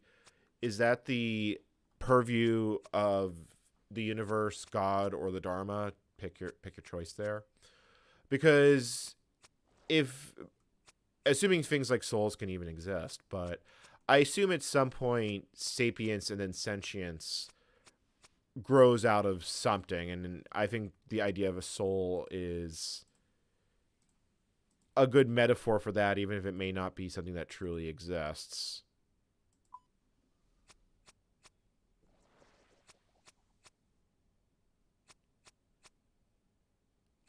Well, I mean, here's the thing, though: is the grandmas that got internet scammed when I was a kid? Because I'm not far from 40, and I'm really disturbed by that fact. The internet, the scams that got our grandmas were phones. The internet scam is, hey, look, my herbs are done. The internet scam is just the newest version of that, but I mean, realistically speaking, that's my parents who, while they didn't grow up with the internet, they definitely grew up with phones. The other way to look at this is, please tell me I left my tools here. Spade, gardening trowel, and ultra compost. All right, give me my money. It's not even bad experience. Farming in allotments kind of just makes me a bit sad, and I don't know why. Probably should have replanted my tomatoes. That's actually quite a bit of toad flax. That's what a high farming level does. I'm actually wondering how much that's worth from a single harvest. Oh, I need a seed dibber. The dibber must be in the bank. Damn it. How much is this worth? So each is worth 3,000. So 1, 2, 3, 4, 5, 6, 7, 8, 9, 10, 11. So I literally got 30K from just being diligent with the herb patch. And I've got quite a few more open. So I really think, given how high my farming level is, I really should do more of it. Like, obviously 90 farming would be much more amazing, but 64 farming, and most people don't like training it, so realistically most people stop at 70. I believe the highest skill check in the game for farming is 70. Although I could actually be wrong about that. Alright. So let's throw that in there. I'm going to leave the seeds in my inventory for the moment. So I think the next thing I want to do is I want to string those bows. So let's go to Varrock. Yeah, let's go to... Let me get runes out of the bank, and let's go buy some flax. Like, let's just buy... I'm just going to buy enough flax to basically do it for an hour, and then we're just going to fletch those bows. And we're just going to see how far we actually get. Because we're going to go to Lumbridge after this. So I need laws, fire, air. I'm running a little low on runes. I might as well take the mine runes. I don't think I'm going... I mean, I'm not going to be attacking anything, so I probably don't actually need them. Water gives me Falador, Earth for Lumbridge. Just, I don't know. Alright, so we'll use the rock tower part. I forgot, what's the requirement to change you to Grand Exchange? Medium Varrock Diaries. I haven't even done the... I've done the easy Falador. Varrock... What did you actually need for Varrock to get to complete that?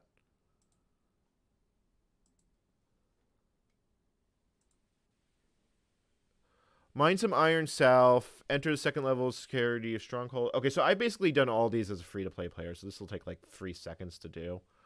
I haven't done anything with kudos. Strength potion. Color of your kin. Okay, so I have to start those quests.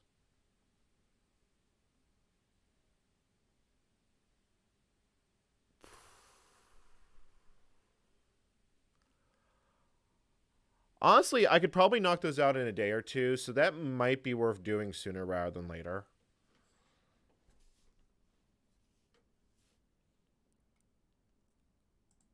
Alright. Yeah, so let's just buy a whole ton of flax. And we're just going to spin it because I want the levels. I'm just going to grab 2K, and then I'll put 3 down for it. Bingo. So there's 2 looms that are close to a bank. The one's in Sears Village, but we'll go to Lumbridge for this. And let me pin the... We're going to have to bring up the crafting interface, or the crafting tracker. So let's go... So the loom is where... Yeah, it's right there, spinning wheel. So, and the bank is here on the 3rd floor. So what we want to do is we basically want to drop absolutely everything off. And just like before, we're going to take the flax. We're going to unnote. And we're going to get bowstrings. Alright. So this, according to the wiki, this is about 20k per hour, which it's not amazing, but I mean, eh. Yep, there we go, bowstring. And as soon as that comes up, we can now track it.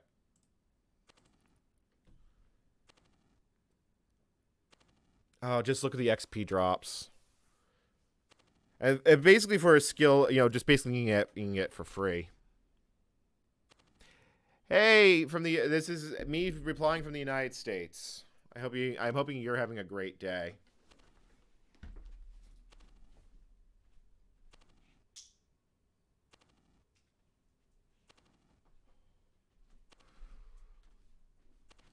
I think the face cam will return once I'm in the new place. It's like, yeah, you know, this is gonna be a really chill grind. I'm actually really happy about this, because this was something I learned from watching Settle's videos of old school RuneScape. Was the Sora flax drop. Like, I basically learned the basics of this game by watching other people play on YouTube, and it's probably like, I don't know if that's a good or bad thing. Well, it's good for Jagex. And then down we go. And we just do another inventory. Yeah, I think I don't know if this is better than Sears Village or not. It's a little click intensive. Let's see. Can I mark? Let me mark the spinning wheel, because if I can... Yeah, if I mark the spinning wheel, I can at least click it a little easier. And I can mark the stairwell. Because now I can see it through the door. Yay, crafting experience.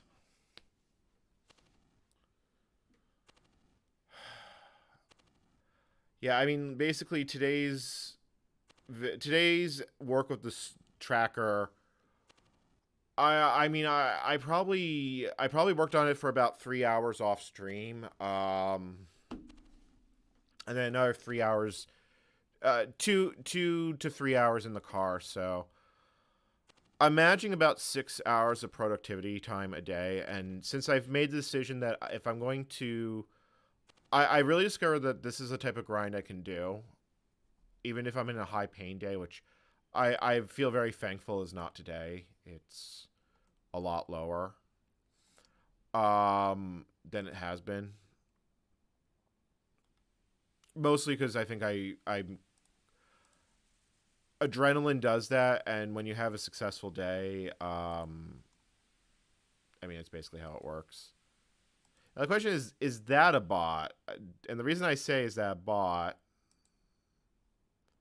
um, is because that's the default character build, and like 128, you have to wonder if it's botted stats or not. But I mean, talking about machines and AI, I mean, how many players do you actually see in RuneScape that are human? Ultimately, Jagex historically has had a major reason to try and stop botting aggressively in the game, and it has to protect the economy, but some degree of botting is accepted. It's well known that flax in RuneScape is only picked by. It used to be that in the early days of RuneScape, early players could get money by collecting flax and then just selling it on Worlds 301. Um, the Grand Exchange, there was an entire system of having auto chat and announcers, and supposedly that still exists to an extent, but I don't generally go on to World 301 because it's generally the most busiest and most social world. Like, it might be very, although I was shocked at how packed the servers were this last weekend. Then again, we are getting to the end of summer.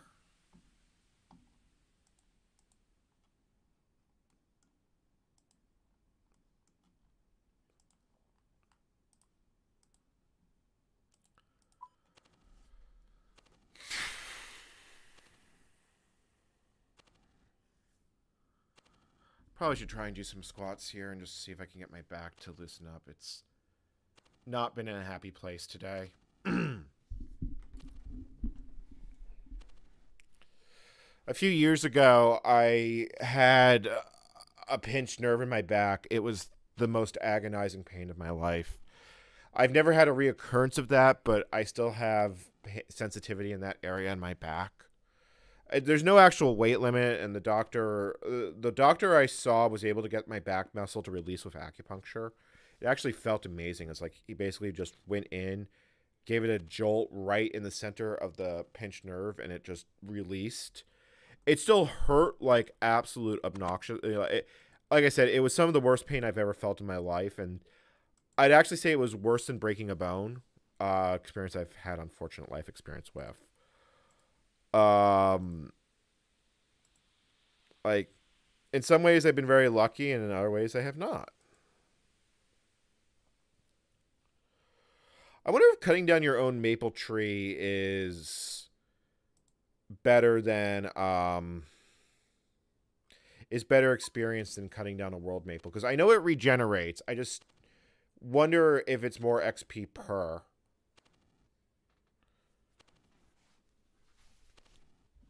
This is remarkably chillax for me.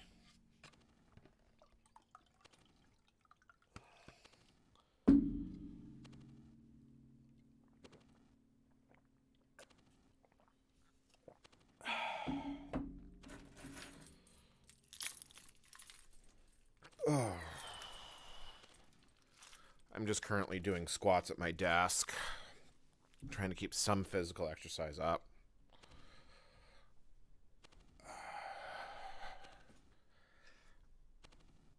Oh, that actually feels really good. Like I've really been working to try and build up core muscles and just be a shape that's not round. Like, I have never liked how I've looked as a person. Um, I don't know if it's body dysmorphia per se, because it specifically deals with my reflection. Um, Like, I always feel like feel unphotogenic. And ow, you know, you start doing squats and then you suddenly feel the heart rate going up. But just like my character, I also feel like I have in real life I have a little strength indicator popping over my head. You know, 10 concurrent viewers, I'm really always impressed in how consistent that number is. Because I remember when I was trying to get starting out on Twitch, like when my first abortive attempts at building a channel, like getting 2 people was exciting. Then again, like I said, I already had the basic videos. You know, I'm not a complete unknown, and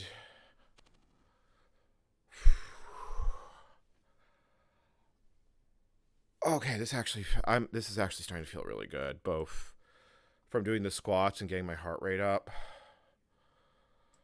to just the endorphins. Plus, also getting another skill above 60 is nice.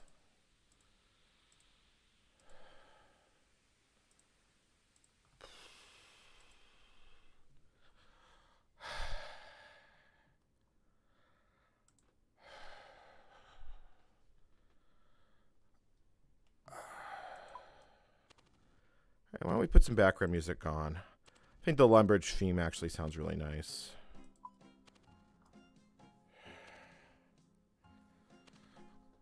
Ugh.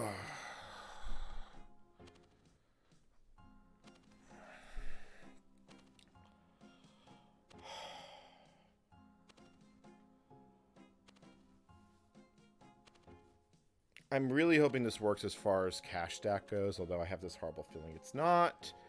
Nonetheless, 60 crafting, here we come.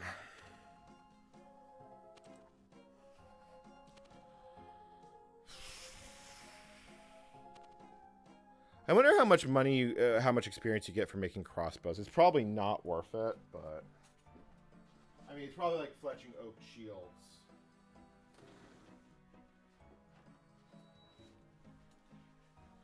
And I am just going to turn the air conditioner on. Not because it's so much cold as the air in here does not feel well. It's the only way I can describe it. Alright, well, we've already done 400. I bought 2,000, which is more than the number of bows I have, but I figure extra is always good. And this feels like a good number to work on.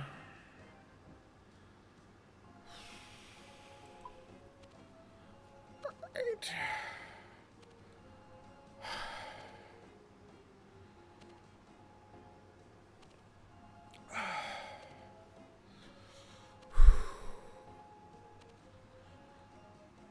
Yeah. I am really feeling this. Like, this is proving to be a very good workout for me.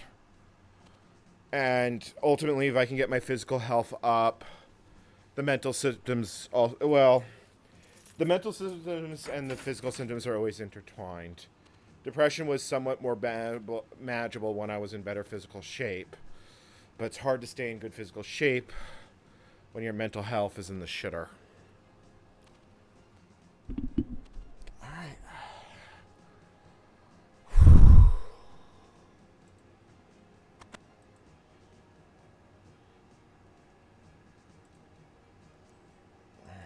And then we go to the deposit box. You know, I think I can turn off roofs. I think that is an option. Like, can't I turn off the roof? Yeah, I can hide roofs. Oh, that is so much better. That is a game changer. Did I, oh, I didn't unnote.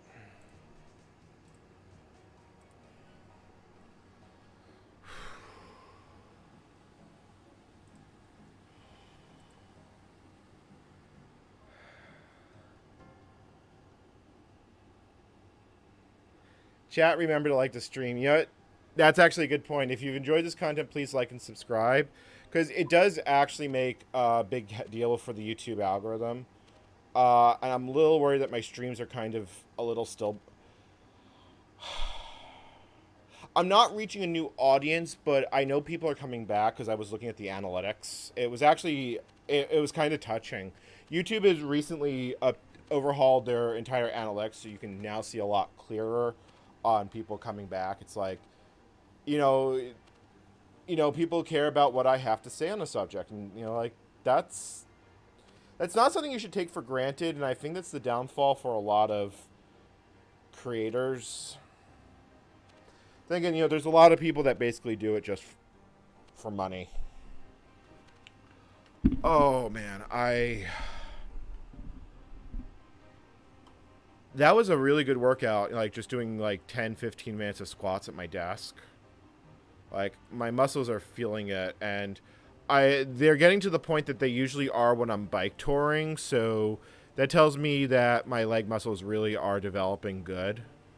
I still have to do more work for my core muscles, but I notice that a lot of my clothes just aren't fitting well, which tells me I think I am losing weight. I don't have a working scale, so I have no way to know.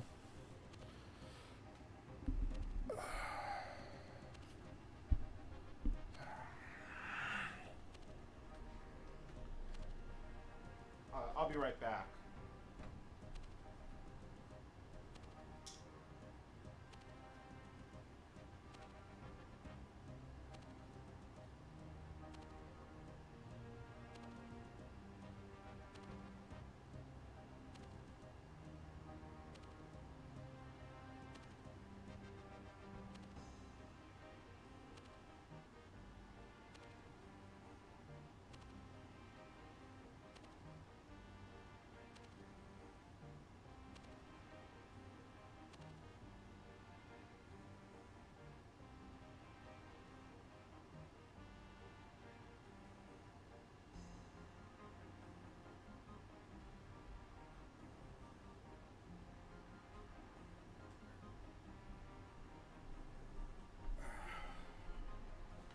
All right. Hey, that one's done. Cool. The grind definitely continues.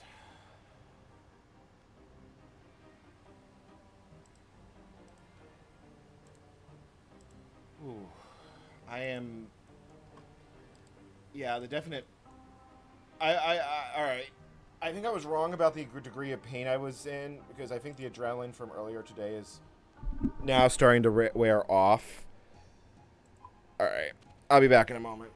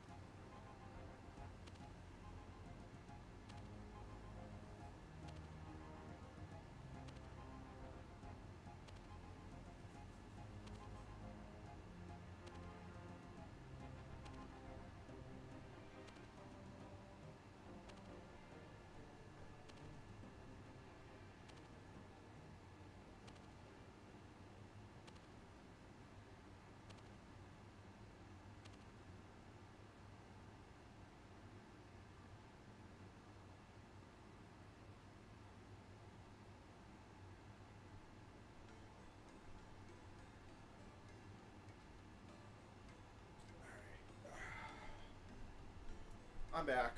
I'm back. I'm sorry. I had to go grab something.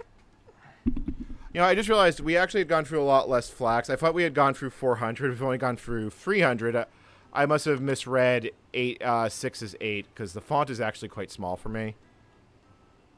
All right.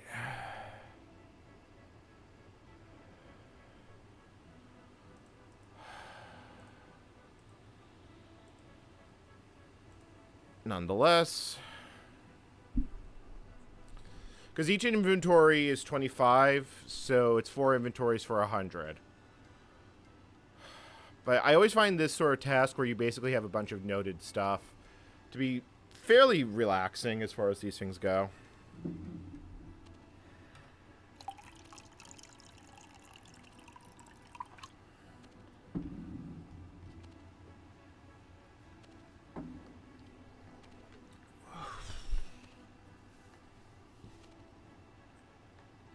Yep. There we go. Crossbow. I definitely think I mean, just looking at the DPS calculator, especially if I get some ranged gear, I suspect the Void outfit. I know Ultimate Ironman like it, because Ultimate Ironman would struggle to get. Smithing is a miserable grind as an ultimate. There are ways to do it, but you're just going to hate your life. And it's not one you can really, because like what I've been doing is I've just been banking the ores, and that's not really an option for an ultimate because ultimates don't really. They have some AFK methods. What?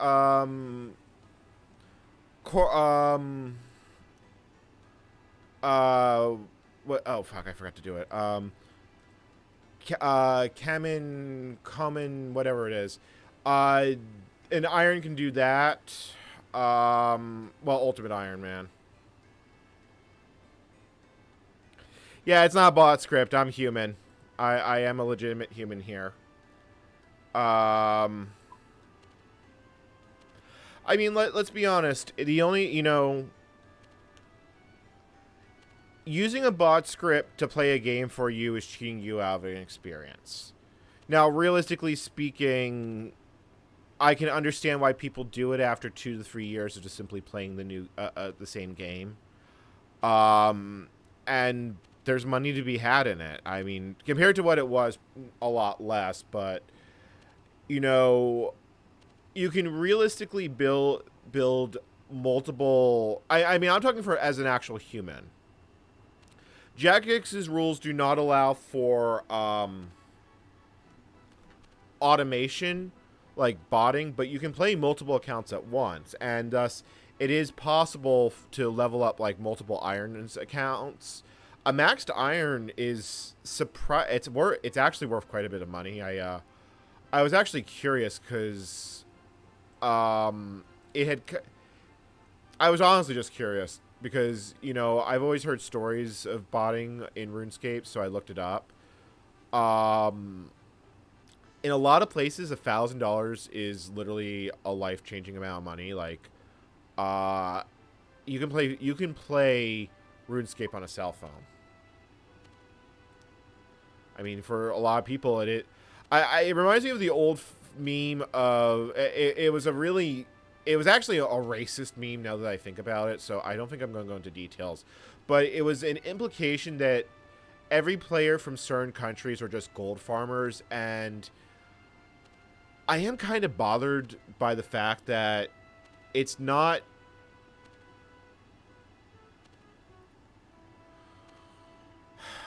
I mean, supply and demand is what it really comes down to.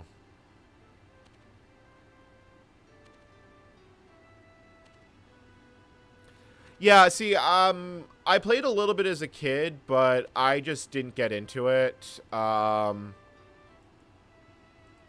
was a lot of factors to that, but realistically, I tried it once or twice.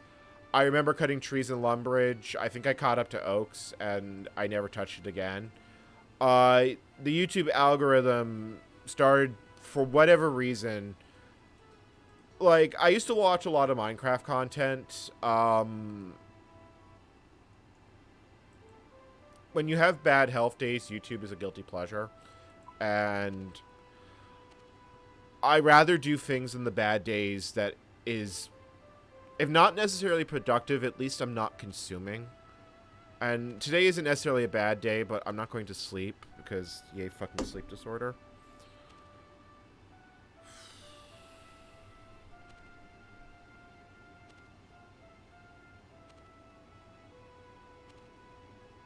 No, I completely believe it keeps people alive. I mean, the also thing is that what made Jagex crack down on botting to begin with was people basically using stolen credit cards, and this was at the beginning of the .com boom. I mean, not quite .com boom, but it was when e-commerce was still in its infancy and crime was much more rampant. Because it used to be like using a credit card on the internet. It's like what you used to be able to get away with on the internet is very different than what you can do today. And there's a lot of YouTube RuneScape content creators that could tell the story a lot better than I can.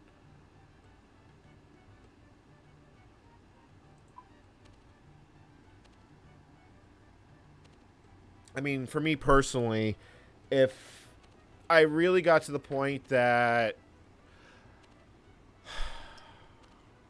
I don't know, I just personally believe that there's more, you know, for people that do it basically as a livelihood, like, fine, so be it. Because ultimately speaking, the people who buy these accounts are the people with literal disposable income. I mean, and or gambling addiction, because I've heard that obscene amounts of money passes through the duel arena.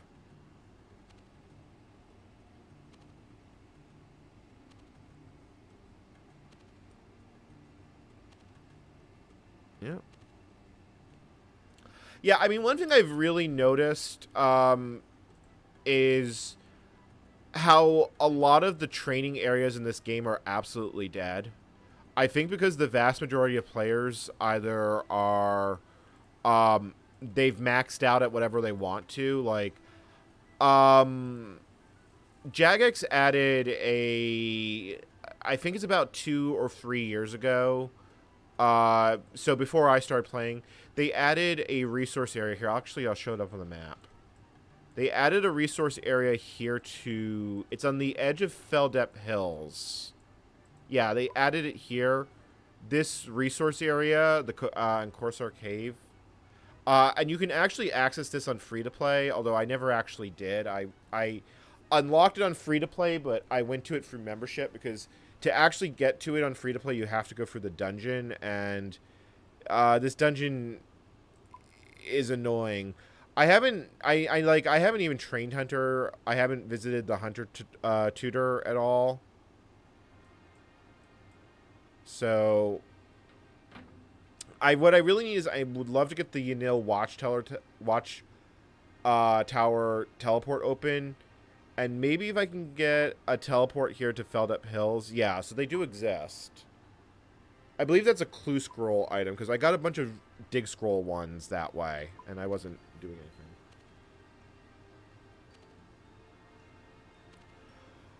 I don't find this boring. I find this very relaxing. I mean, I legitimately find this relaxing. What's the point of playing a game if you're just going to automate it? I mean...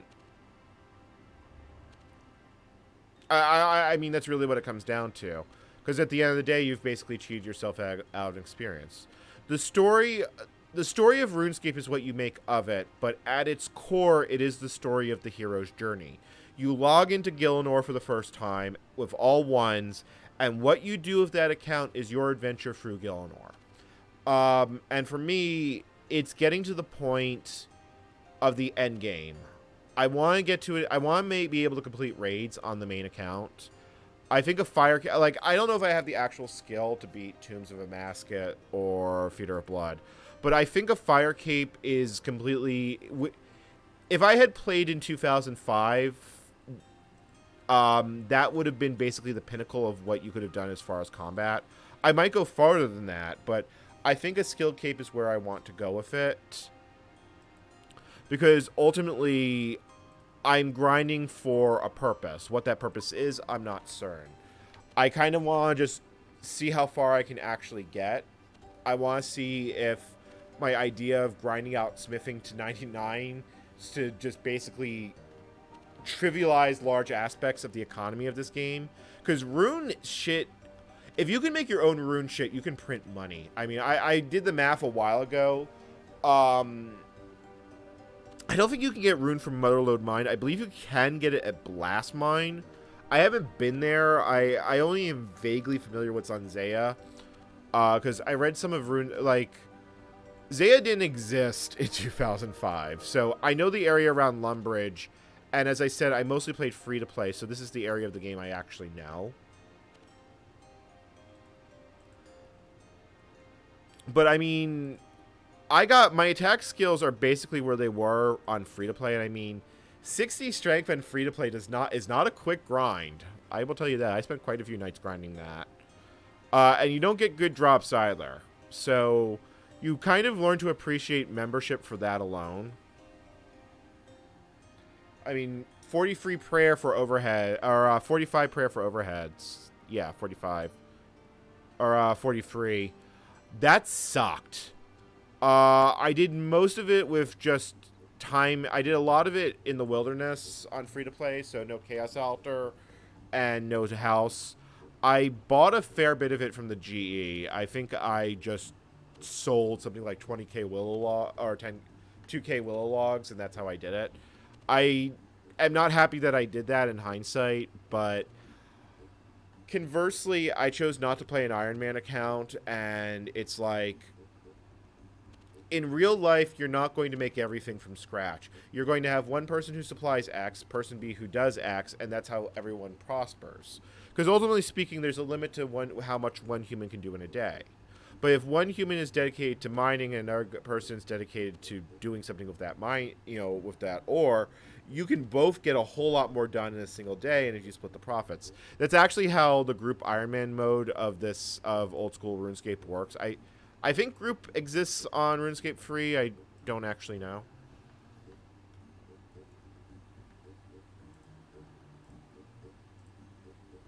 I mean, maybe it's just part of the philosophy of life, because we live in a society that basically wants to just give dopamine hits to the brain whenever you want. I mean, think about it like this.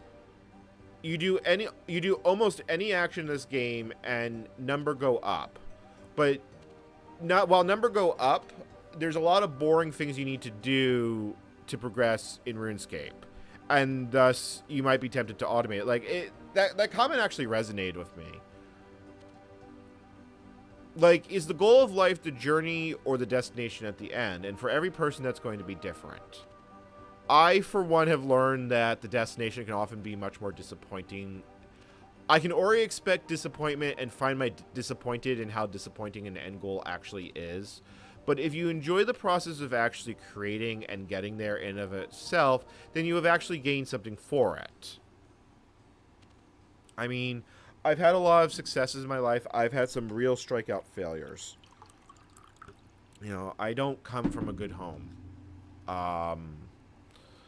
My parents might actually disagree with that, but, like, there's a lot, you know.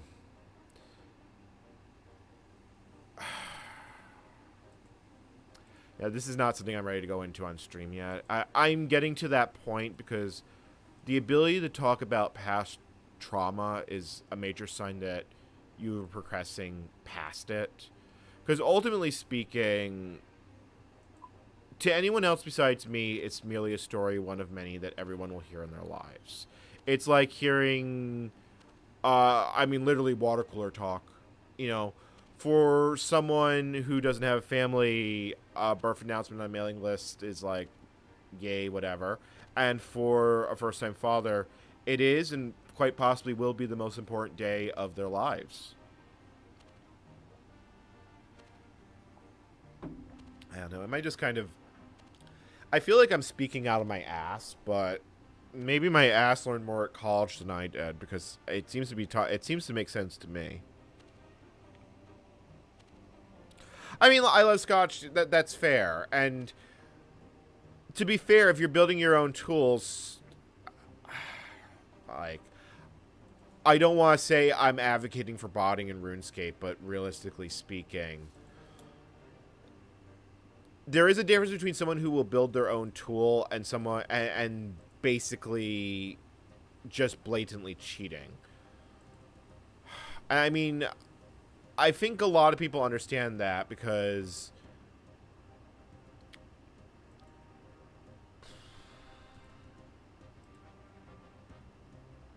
I mean, like I said, a lot of basic necessities in this game are basically handled by bots flooding the network.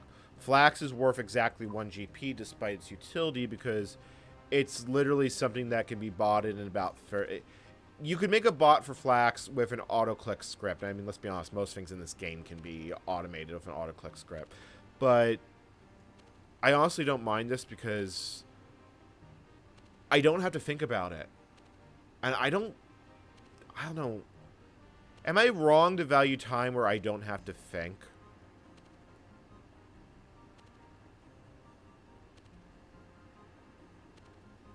I mean, there are people that find thinking painful. I mean, as a literal fact, like, you know,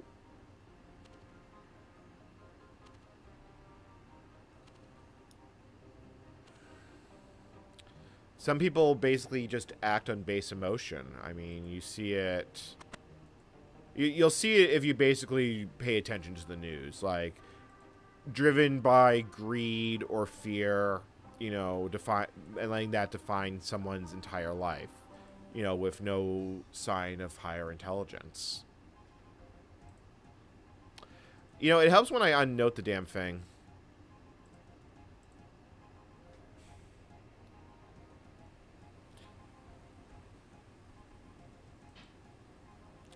I mean, look, you play RuneScape the way you play RuneScape. What else is there to say?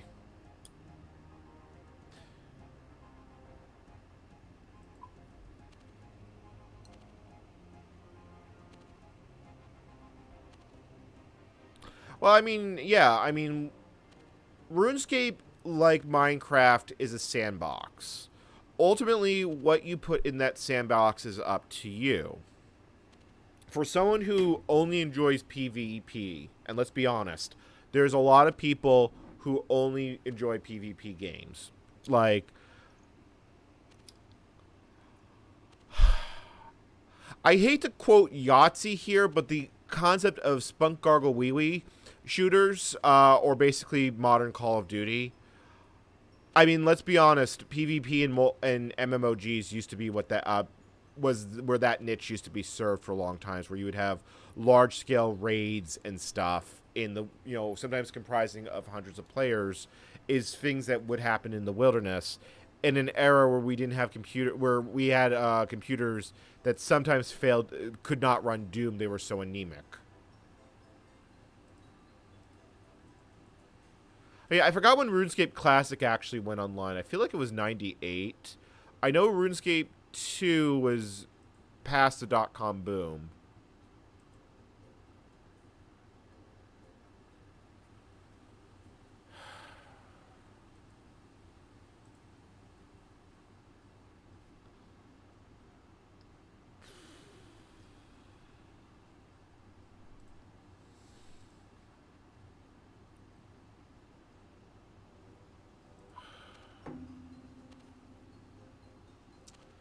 I don't know. I'm hoping at some point I'm going to be able to find a better middle ground between gaming and other I need to find a content on this channel that I can basically do. I find that I don't enjoy vintage computers enough to do it 24/7, and this has been a real problem in my life because I can't have this channel cause me agony. I enjoy it, and so I'm hoping amateur radio content will be a good change of pace. I mean, I'm going to definitely continue doing it to some extent, but I need to see what I can do beyond that.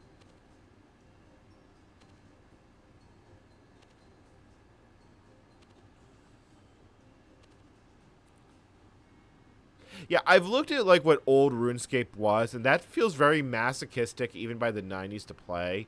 But I also remember how bad some early MUDs were. I never really got into them, but I remember checking them out.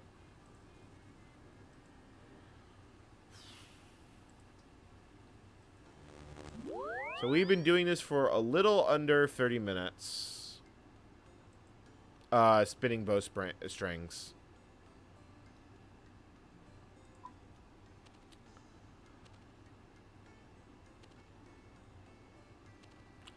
Like, I think gems is the absolute fastest method for crafting. But, I mean, realistically, 5 hours of this is 100,000 crafting experience. Approximately 500,000 to 2/3 of a million get you to 70. So, I mean, it helps. There's got to be a better way. What can I actually do for crafting? I think the best way to train crafting is glass. But then again, this is still going to be a few easy crafting levels.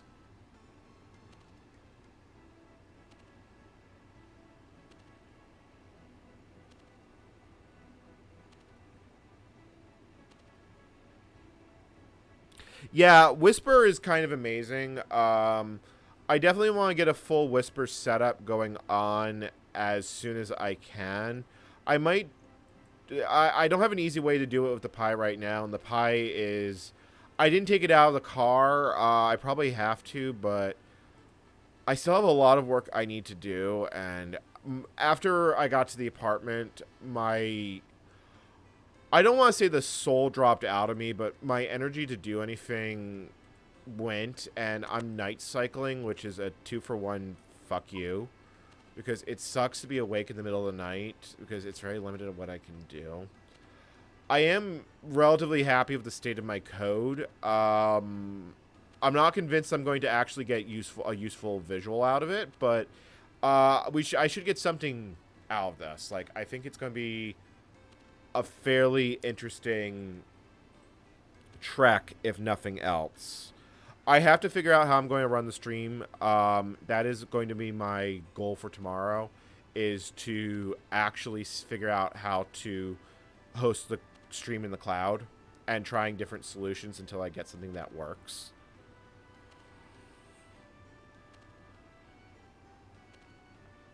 Yeah, you know, I think that's going to be my tomorrow goal, is to figure out that, because once I have that, I have minimum viable product for the actual what I want to do. I still have to edit a video, but I might be able to do it more quick and dirty than I expected. I both am and am not time crunched at the moment. The limiting factor here is I only have so much energy to put towards a day. Did I just get a random event?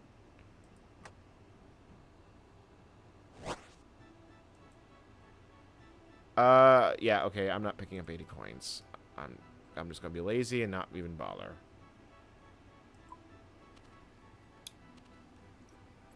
Hey, we're about to... Okay, that crafting level's about to come in. It's either gonna be this inventory or the next one, but... It's still nice seeing number go up. I mean, this is not... I was hoping this was gonna be a bit more experience than what it actually turned out to be. And I don't know what I was actually expecting. But free crafting experiences, well, not free, but it's still it's still a decent chunk of crafting experience. And I still have to string the bows.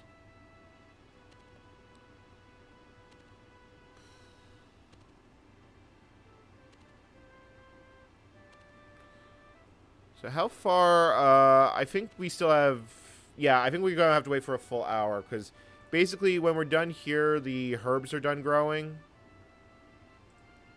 So we collect that, I plant more seeds, and then we string.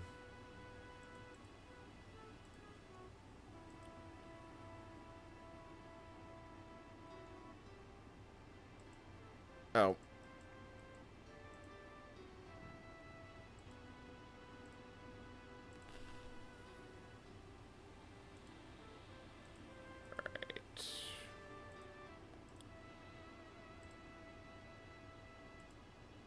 The spinning wheel continues. I'm going to have to find new places in-game to do various activities.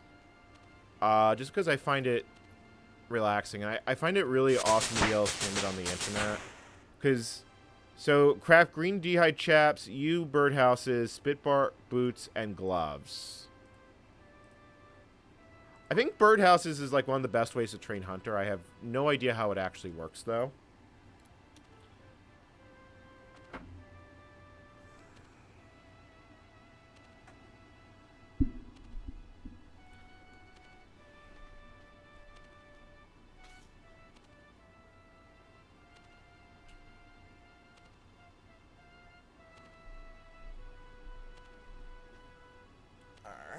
I'm just kind of stretching.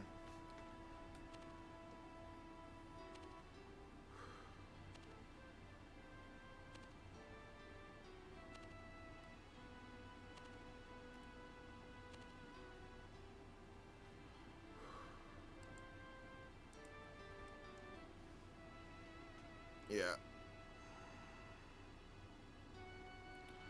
I have... It was my sleep issue was formally diagnosed as delayed phase sleep syndrome, but it's realistically closer to non-24. In either case, there's very little that can be done, and accompanying health issues have made what was a bad situation much worse. So I haven't been. YouTube was the first steady work I've been able to hold for a while. But it's enough. YouTube pays enough so my existence is not a net zero. Like, I don't hemorrhage. It used to be money immediately going out the door, but now I actually have some independence because I have money from YouTube. It's not a lot of money, but I can pay rent on it. I can eat on it. And I have managed to do a lot more. Let's just say I've managed to get a better situation than I was hoping for. I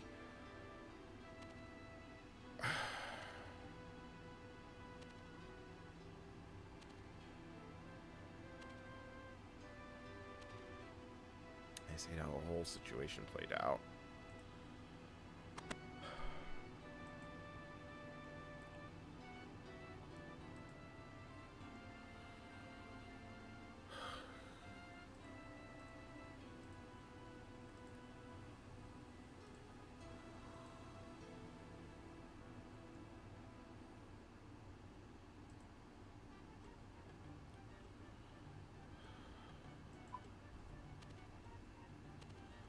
Sorry, I'm just kind of lost in my memories at the moment.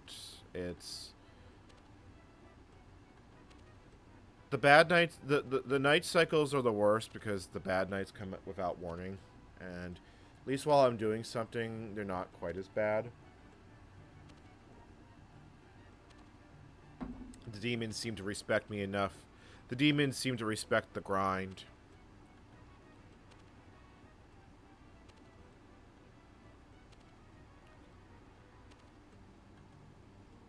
It's amazing how much slower that number starts going up by. How much is it to the next level? 20.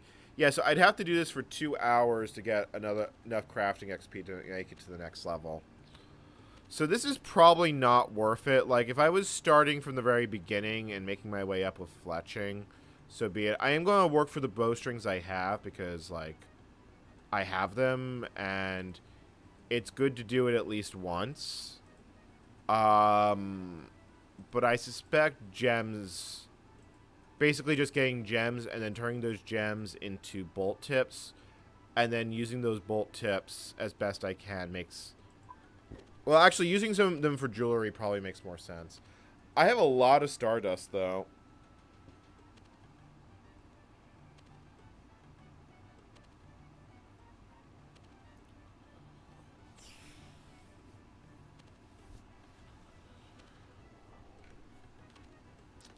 Yeah, like, I think I want to trade in all stardust, basically get as much as I can.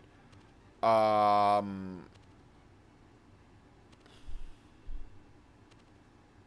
seems about right.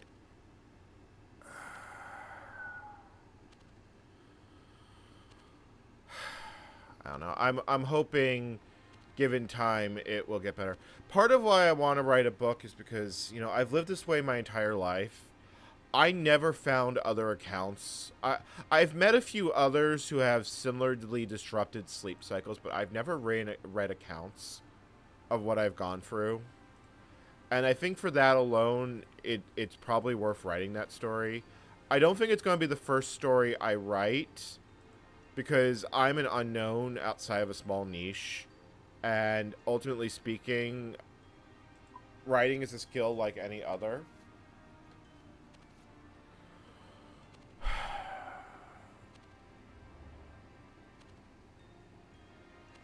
I did a video on QBasic. My logo is in QBasic, but I don't remember doing anything in QBasic. If I did, I did.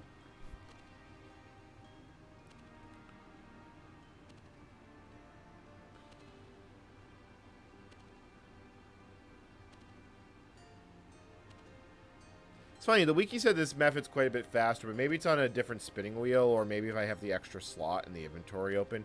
It does add up. I mean, realistically, depending on how many inventories you can do in an actual hour.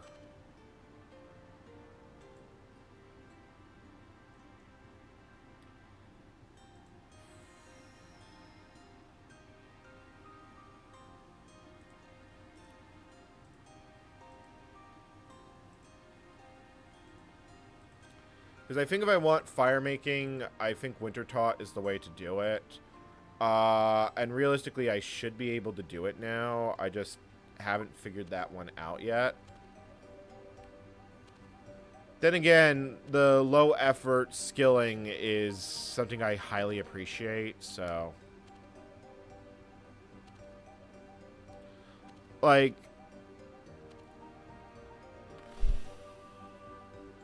I mean, I simply do. It really is what it comes down to.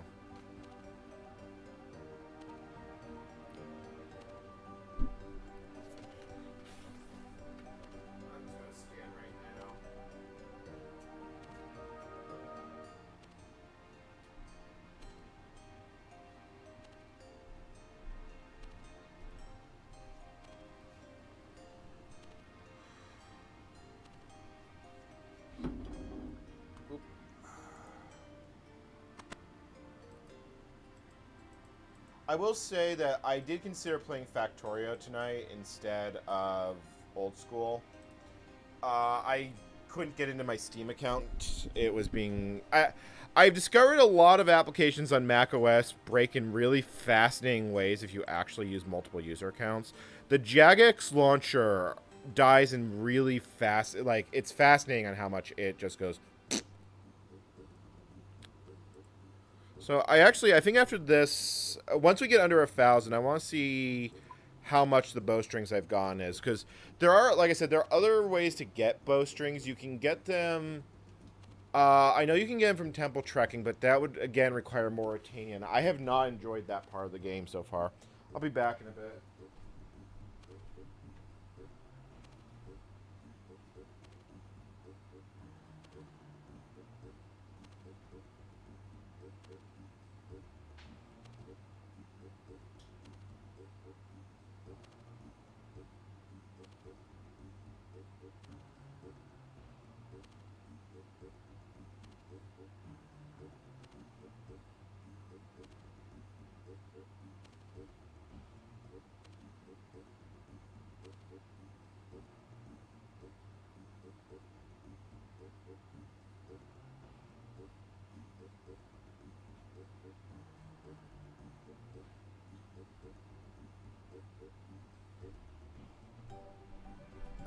I'm back.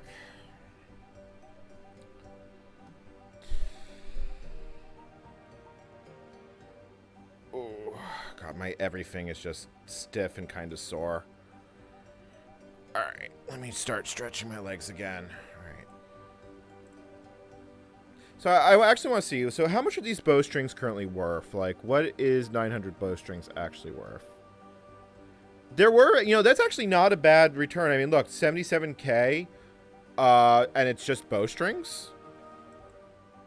So this might actually be quite a profitable venture, because I don't remember how much the bows sell in Remington, but the base price is like zip. The problem is I'm going to have to world hop to get my money out of them, but I realistically sell 10 per world. That's 100 hops, or twice through the world menu. I don't think it'll be that bad. I could be wrong. I could also just throw it on the GE and call it good, and that may be realistically what I end up doing. I have to see how much more they're worth in Remington than they are on the GE. But that used to be that's a viable moneymaker in free-to-play. It's just very click-intensive. So I'm inclined to just sell it because... Oh, I hate to use the idea that I ranked up because I'm a member, so free-to-play players can take advantage of my fletching training. But that is realistically how it works out. Because it's not as viable as it used to be because bond prices have gone so expensive. But for a long time, it was possible, and it is to an extent, because I made 5 mil in free-to-play, so it is totally doable. It's just it is a grind. But you could do that to get membership. And the problem is that, great, you've gotten a bond through grinding it in free-to-play. It's going to take a lot longer to... You're not going to be able to make that much money. The only way you're going to make that much money is if you do nothing but money making for that period.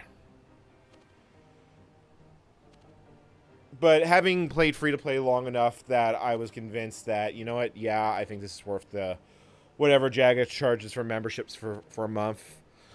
Because I really didn't want a new subscription in my life. Or an addiction. Because, well, variations on a theme. But I'm trying to get more off the internet than more sucked into it. Then again, I'd probably, if I wasn't playing RuneScape here, I probably wouldn't be doing squats at my desk. And conversely, I wouldn't be, oh,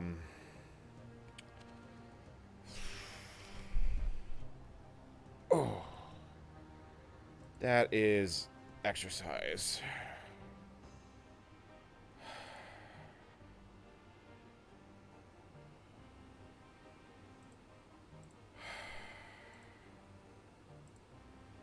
Alright, a note. I mean, you know, despite the fact that it's still a good chunk towards the next level.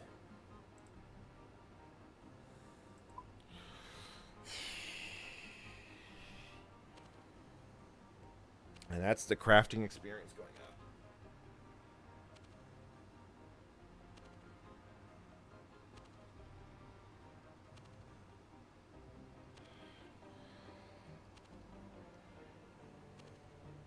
Yeah, I don't know. I mean, I've now been doing content creation for 4 years. And it's like, am I actually going anywhere as a creator, or was I a one-hit wonder with pinball? It's kind of amazing how much that video had an impact. Both did and did not have an impact on my life. It's astounding, actually.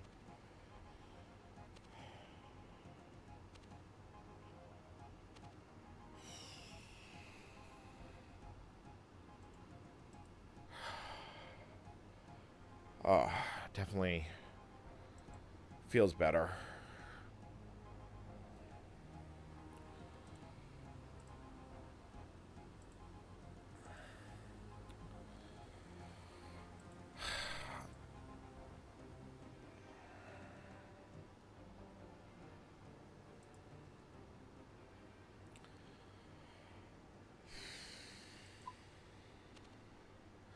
I don't know. I've had a lot of thoughts about the nature of society as of late. I mean, I don't know if these are thoughts. I mean, realistically, what good do these thoughts have? At most I can do is tell them to another who... Well, I mean, let's be honest. Any sort of change begins as a thought in one man's head. I mean, the idea of democracy could best be... it began as ideas in individuals' heads that spread. Same with... But, you know...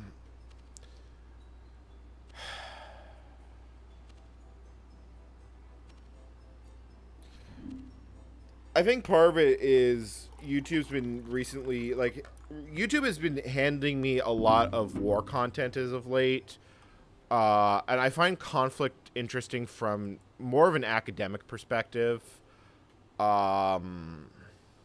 Especially considering I really am kind of astounded at how Russia... Watching Russia for the last 3 years has been fast. It has been... The fact that it's been 3 years says, I think, really kind of says it all.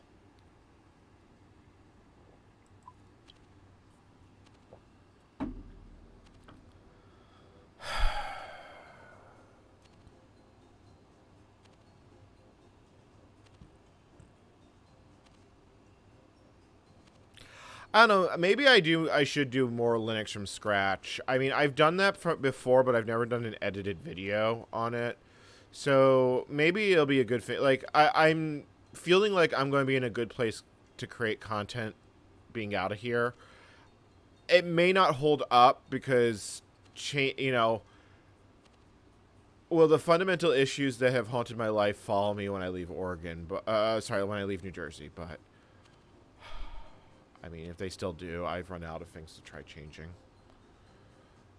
I don't know. There is still more, but the overwhelming empty that is large aspects of my life is just...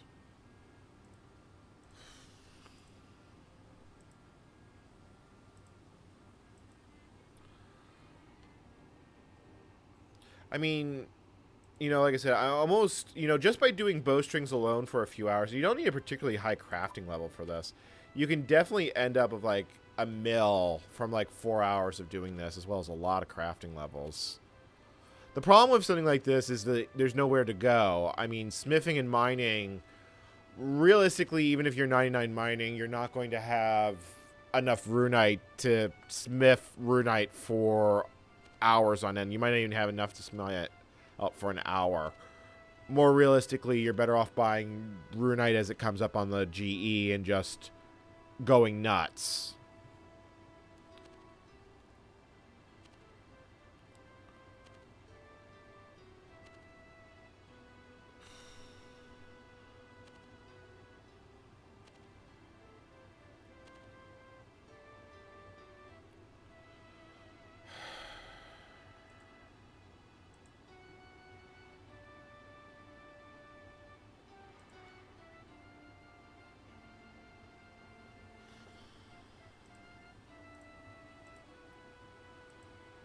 God, I am.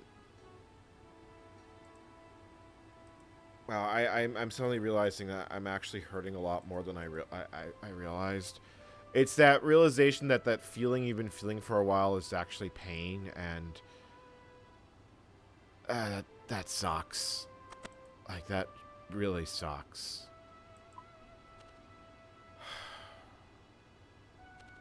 As I said, it's not... It's pain of the soul more than pain of the body. Maybe it's just the basic pain of consciousness, but most people don't seem to have that.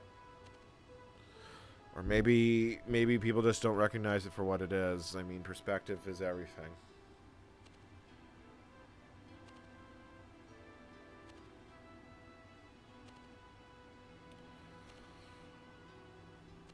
I have some good ideas of where to go tomorrow on trying to basically get Stream and Cloud work.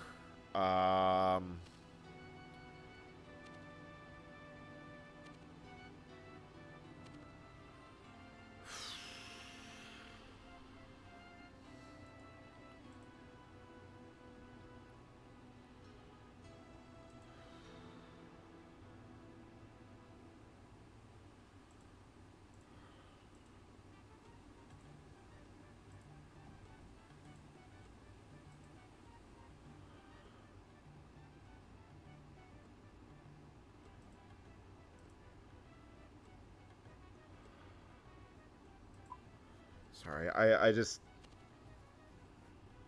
When you're alone with your thoughts for too long, it can be a haunting experience.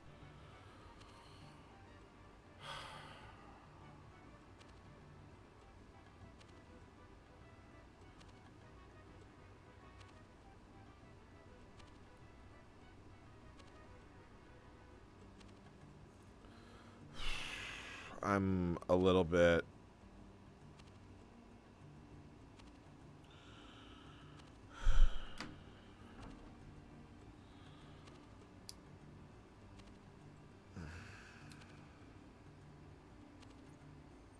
You know, that is, I had an interesting video idea, and maybe I'll try it. I just don't know if I have the energy to record it right now.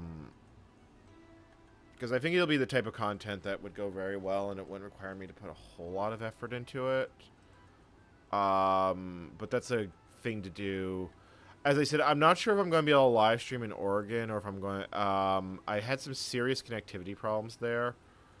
So figuring that out is going to be the first major thing I've got to do.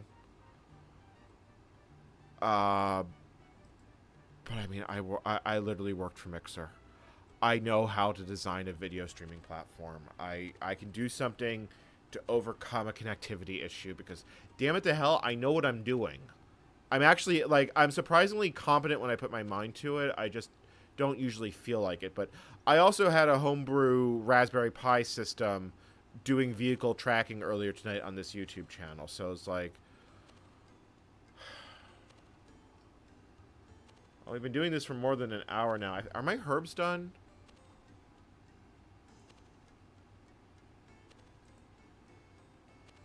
Actually, they are done. I might as well go get the ones in Ardoin as well. I could actually use a break from this. Because we've been crafting for what? 2 hours? Yeah. Oh, I didn't mean to cancel out that last one. Yeah, so let's deposit this all in there. We'll just dump the whole inventory in. That should be enough bowstrings to actually do all the bows that I have. 200 short bows. 900. Not quite, but it's almost enough. Yeah, it's literally just short of what I would actually need.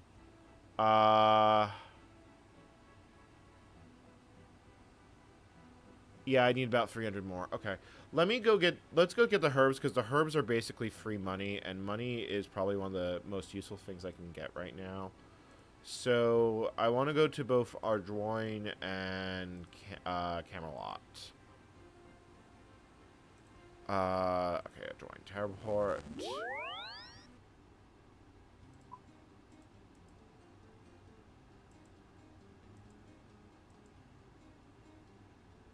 Oh, wait, do I have seeds on me? I don't have seeds on me.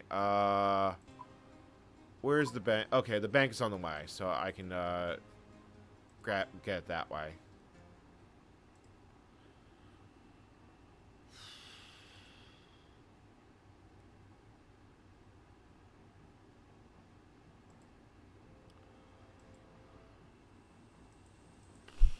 I'm really dealing with the pain aspect. Really, I feel the agility obstacle.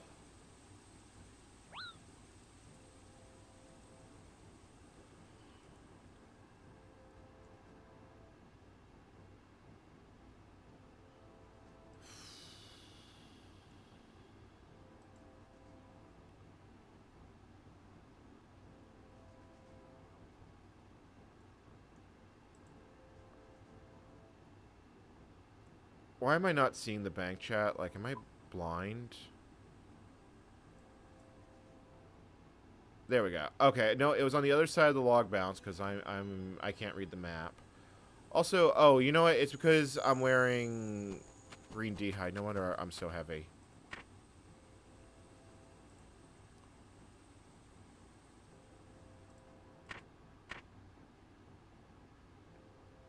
Like, run energy would be really nice to have. So I don't need to be wearing that. Yeah, like, I've got a lot of mithril and iron in here, and that's also a lot of gold. I just need to go get the goldsmithing gauntlets before I smith the gold, because ideally I want 60 smithing for blast furnace. Alright, let's just grab the toad flax.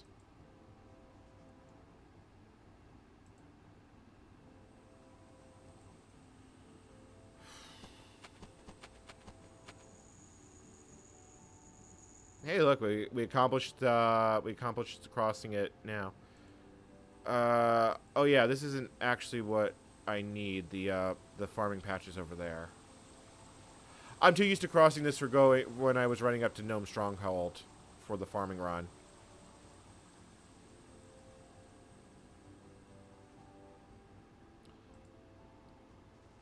I mean, honestly, if I'm going to go to the GE, this is not a bad place to do it from. Oh, right. There was this entire quest involving these green sheep that I need to do at some point.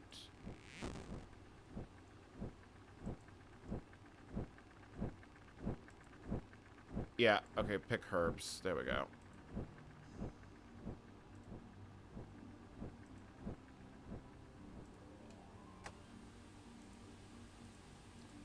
Yay, herbs.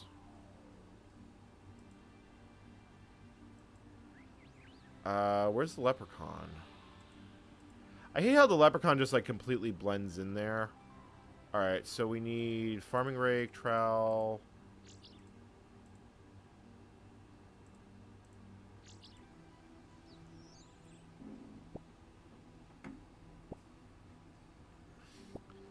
I mean, that's... Let's see how many we got. We got 4, 5, 6, 7, 8, 9, 8. So let's throw the toad flax on there. And ultra compost that. And then the leprechaun can basically get that for me. Alright, let's just go to Camelot. And we'll just grab the ones here.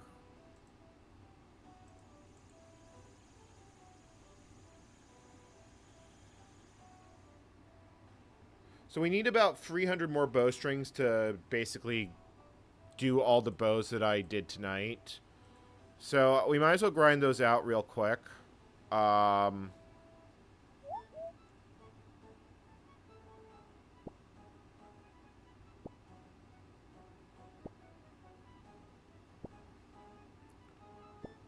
See here, how much do I get? So how much are we getting from this harvest? Oh, only 7.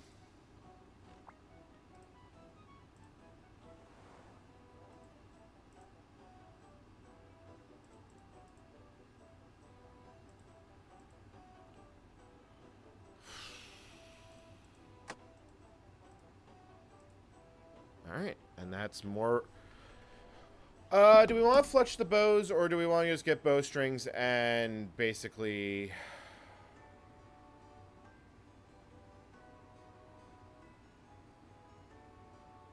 You know, I kind of want to do the bowstrings, because I think it's going to be more... I think I could use a break from the spinning wheel.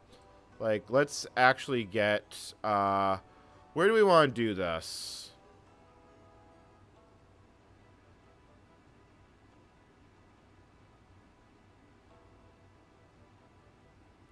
I think I would prefer a bank chest to anything else. I don't know how much I prefer an actual bank. Because I find the banks a little hard to click on. You know, we'll just go to Camelot. We'll do it there for now, though. Alright, so there's the bank.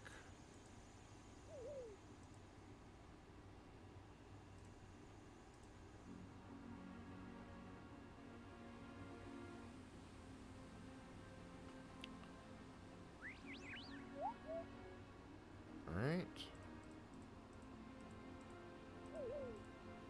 So now the way you do this is you set the quantity to 14. And you take out as item. So I've got the bowstrings, and I've got... We'll just do the short bows for now. And then we do that. So how much fletching experience? So I get 17 fletching experience for every one of these. But these are the low-grade bows, so they're not that great.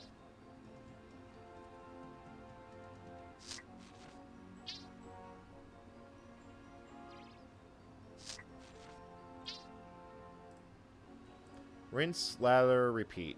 Or, yeah, we're gonna do the short bows first, just so we get rid of them.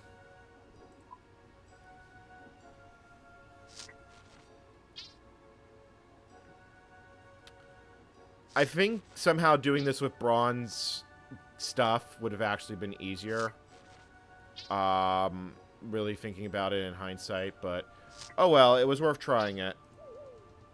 Alright, so we deposit those. Feel the dopamine.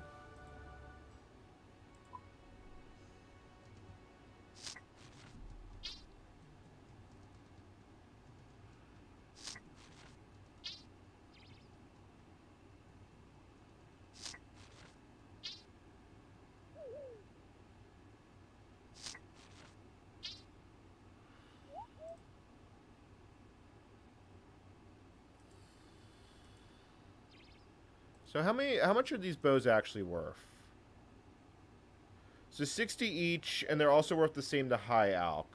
But I also know, like I said, these are the low-grade bows. Like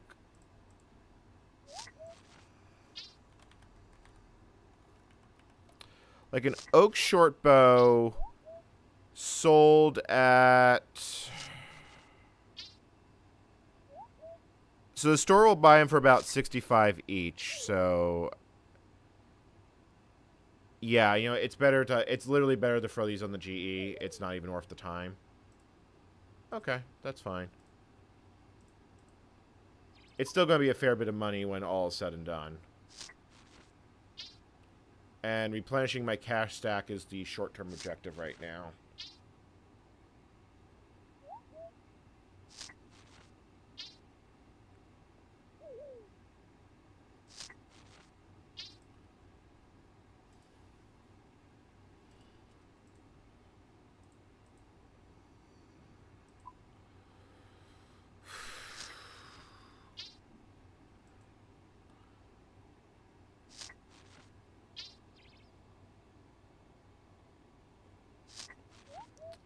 I'm not surprised. Microsoft doesn't support dual booting, and they go out of their way to make reasons why they don't.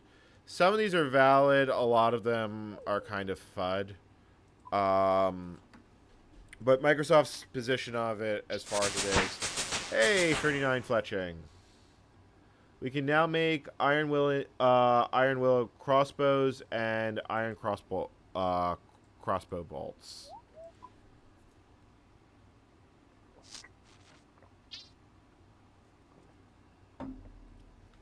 I'm gonna be back in a moment.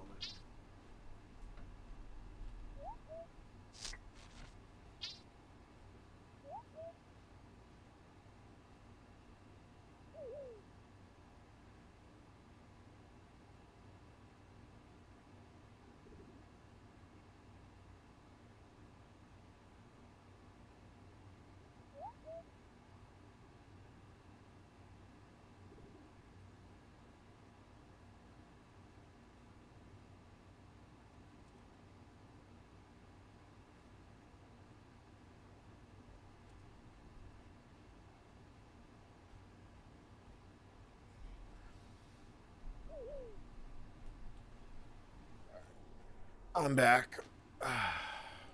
Bladder calls. I am starting to get tired, so I think I want to finish up this grind, and then we're just going to get it all on the GE and call it good.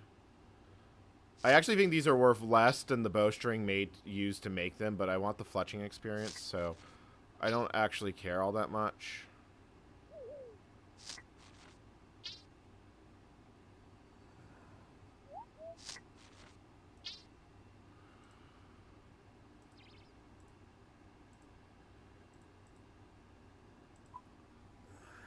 I mean, these will probably take quite a while to sell, but at least they will sell. And they can really just sit in the GE until they do.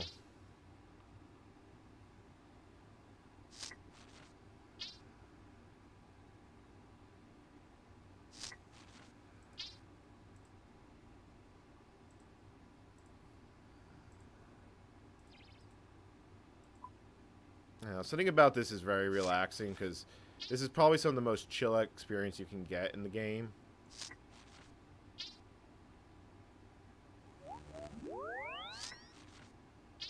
Oh, someone's got the Bloodhound pet there. That's a lot of Master Clue Squirrels.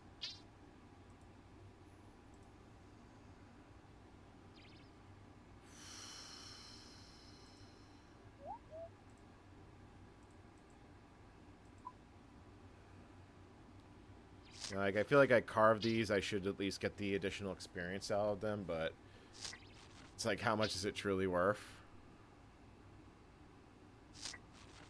And again, we're definitely going to get quite a few more fletching levels. Like, I think it's going to be about 30 levels in total, because we started at 11. So if it gets up to 44, that will be 30 levels.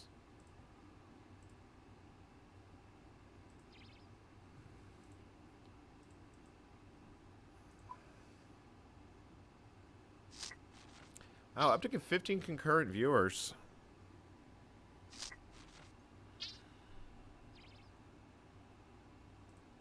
I mean, I'm honestly honored.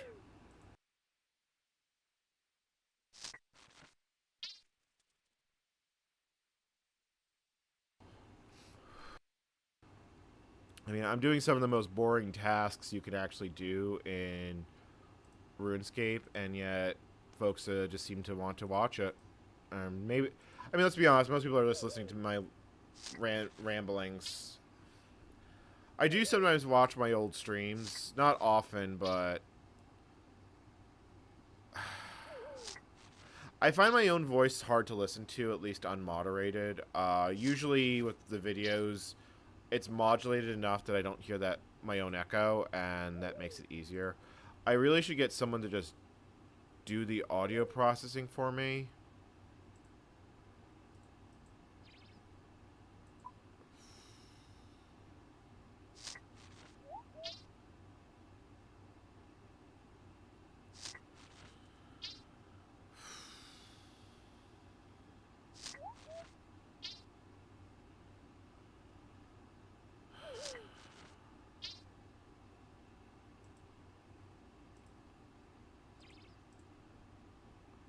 Hey, it's the end of the junkie bows.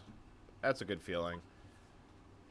Hey, well, but the junking ones gave us our starting supplies, and realistically, they do get bought by free-to-play players that sell them for money. So them going to the GE is not a bad thing.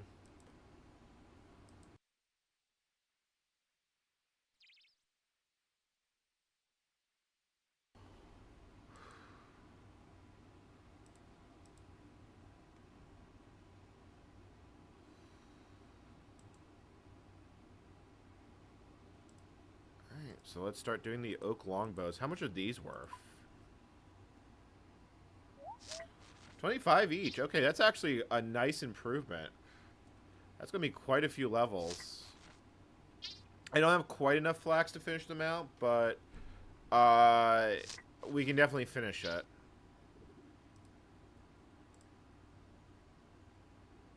Wait, is that sound effect my, those are not the bows I'm looking for. I want the bow strings, not the bows.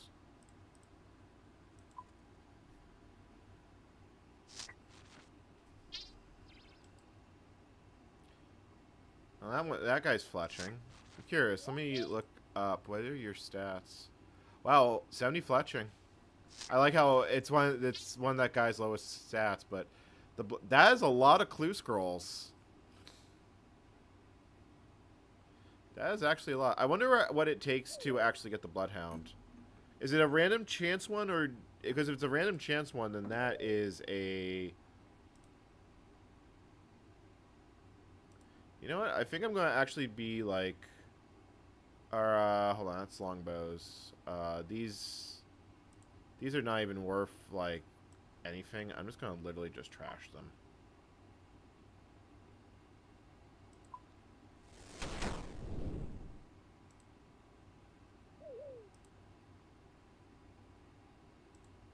I thought for a moment I destroyed the oak short bows, and I was like, oh my god, I was about to cry, and it's like, no. So here, I am actually going to go into chat, though, and I'm going to switch to show standard. Oh.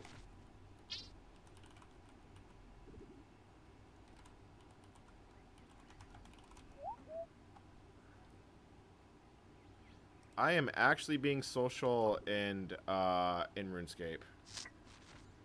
We'll see if they say anything. Oh, that's an Iron Man. Thanks.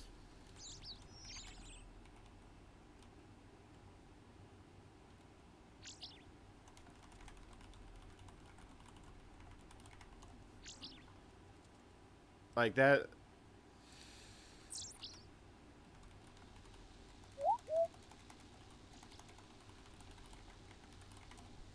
That's me being social. Now, can I stay in the bank and actually, like, you know, do something?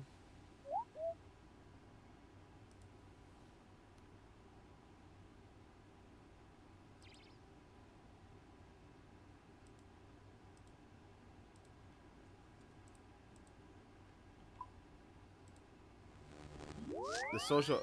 Yeah. Oh god, I stop running away from, like, how do you chat in this game without, like, running away from something? Oh, I think I just typed enter.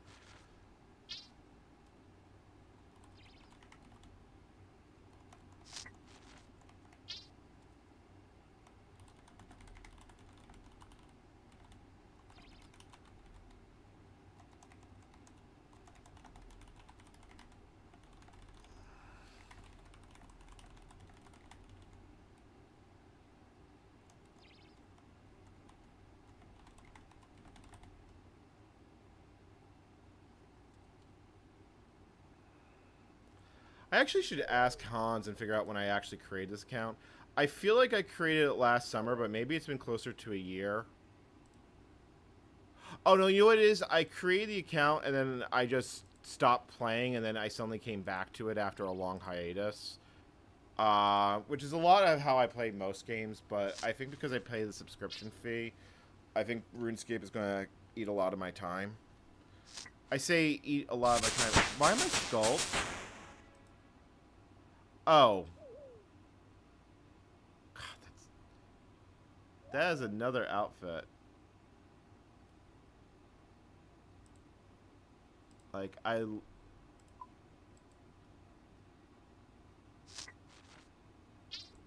Like, what gear is that? 102 magic, high 90s, 108 hit points, 101... That's a high farming level.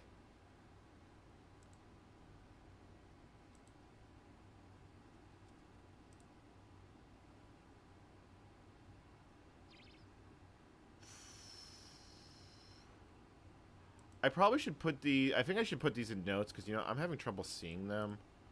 So... Yeah, you know what? I'm actually going to do... No, see, I can't do that because it has to be... It'll use all the slots. Here, you know what? Let me put them at the very top of this part of the inventory. Because then I can just go 1, 2... not like that. Not like that. Withdraws item.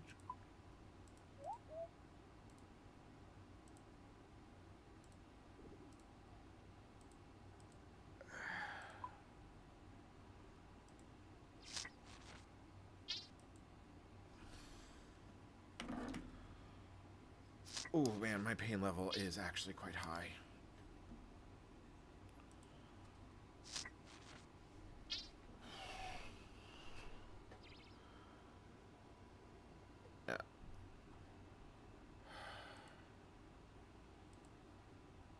It really is a fascinating game. It's like, on one hand, it's completely mindless. On the other hand, I find this very soothing.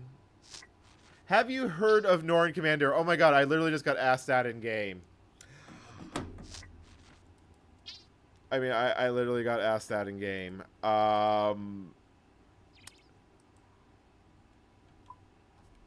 You'd be surprised how many people ask me that. I do vintage computer YouTube at the moment, and am streaming at the moment. Hi from YouTube.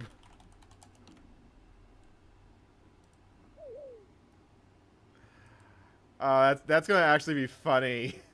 If I suddenly gain a subscriber from, if I gain a subscriber from RuneScape.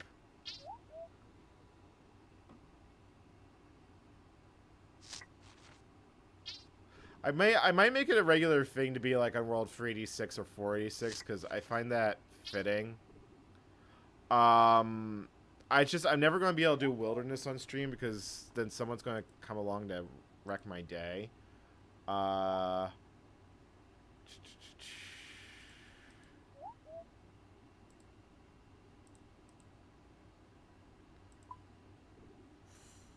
25, 25.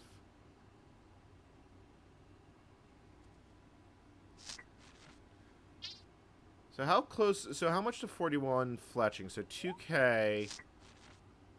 Yeah, we'll definitely make it to 41, maybe 42. I'm actually starting to get very tired, so... We might finish this tomorrow. Let's see how much more I can actually get, because I'm coming up... I don't want to be playing RuneScape right to bed. I find that does really bad things for my sleep. So... When do my herbs pop up next? Like, when's my next herb run?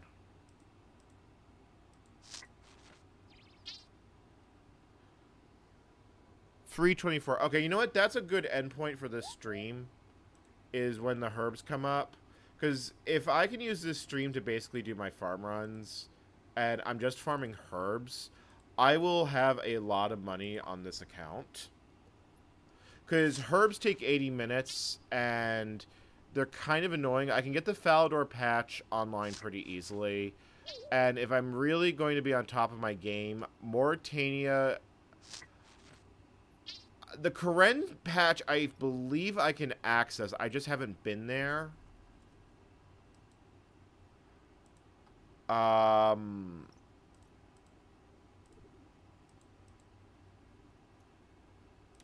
But once I have money again, I can afford to do trees. I can buy some yew trees at the Grand Exchange.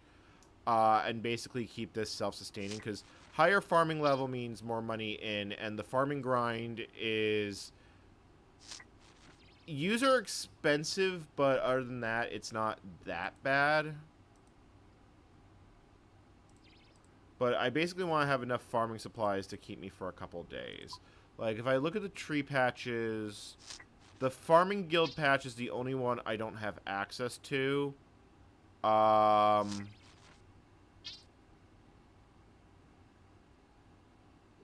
forget what the level requirement is for the farming guild. I don't have access to that one. Yeah, like, I have access to almost all the patches at this point. I just need... Actually, I'm going to check the level requirement because the disease-free patch is probably worth it.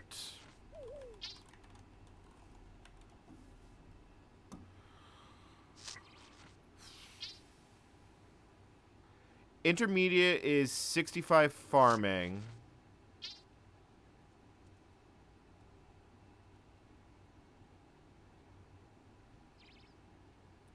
I gain access to the Hispori patch, and I actually have a lot of Hispori seeds. I think I have like 4 of them. They just keep dropping. They're a rare drop. I shouldn't have that many. I'm not sure I can kill Hispori, but it's there. The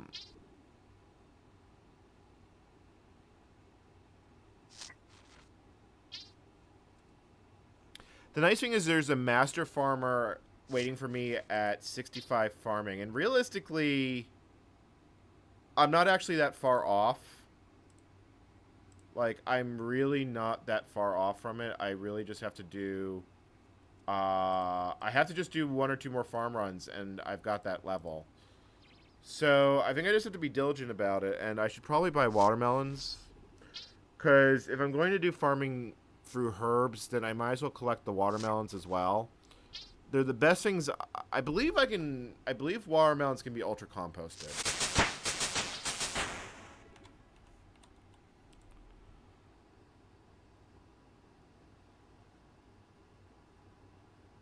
It'll make super compost.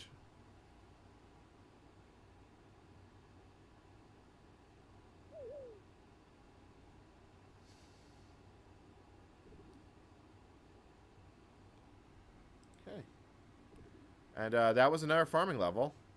That's great. I'll just empty... Or, not farming level. That is another fletching level. This has been definitely productive as far as, gaining experience. And it's 1 more hole in the stat sheet patched.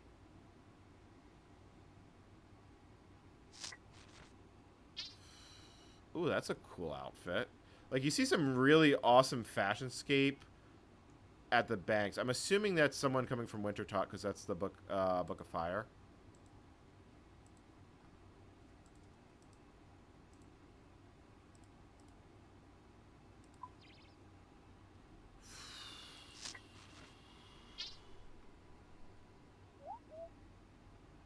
I guess that sound effect really is the fletching. That is a weird sound effect.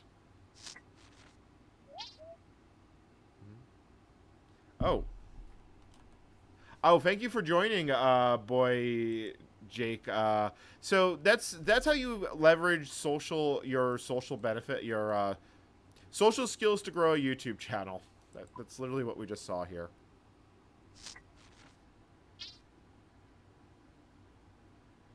I don't know. Then again, a lot of my content probably does appeal to gamers.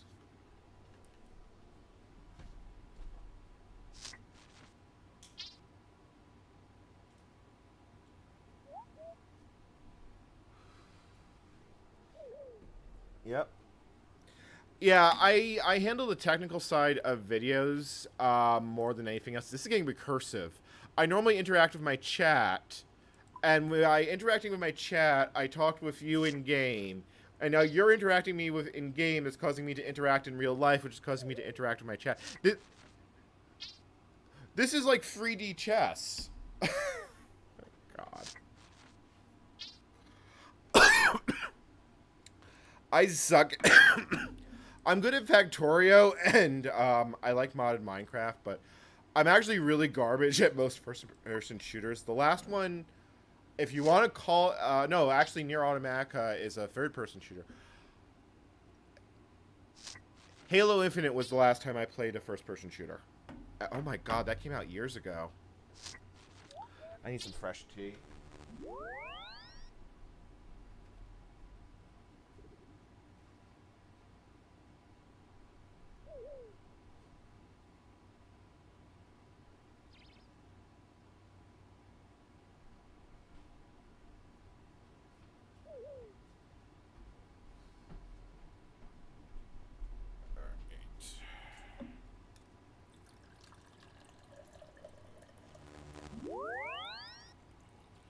I'm currently just waiting for, I'm just pouring.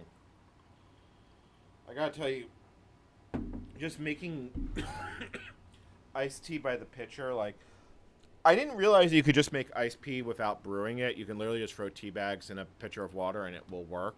Just takes a while, and that has done so much in helping me get junk soda out of my life. Like, I don't drink it anymore. I mostly just drink tea. Then again, I know people that drink water in place... drink coffee in place of water, so... And God knows, I probably drank enough junk in my life. Yep. Alright. I mean... It's just interesting how the multifacets of life go on. Like, I'm streaming, like I said, some of the most boring content in RuneScape. I don't think that many people live for bank stall grinds. Which is ultimately... It's actually one of the other reasons why I think an Ultimate might be fun to play once I finally get to a point that I'm happy with this account. Because I think for an Ultimate, it might actually be more interesting for the viewer. Because you're literally not watching the menu. The problem is that old school RuneScape is already a click-intensive game. I can almost feel the RSI from that. So I have use that thing called my brain to figure out the most effective way to not break my wrist.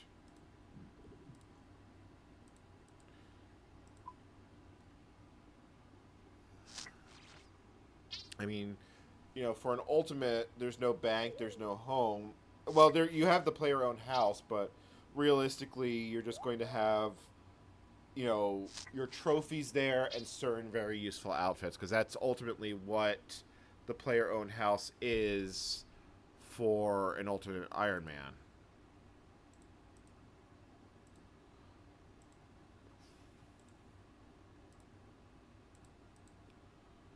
So there's that.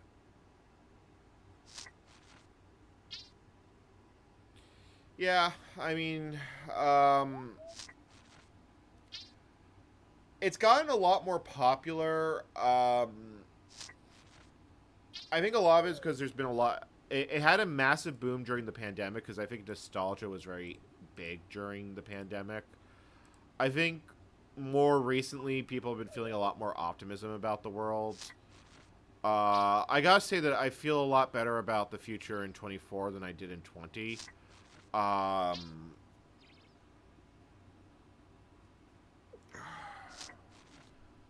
crap in my... Sorry, I have crap in my eye.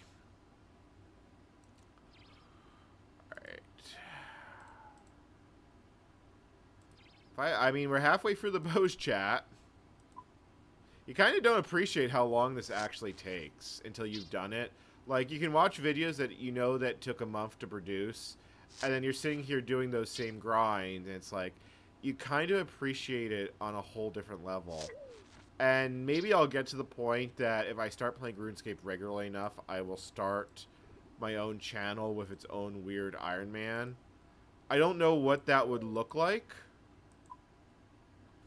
I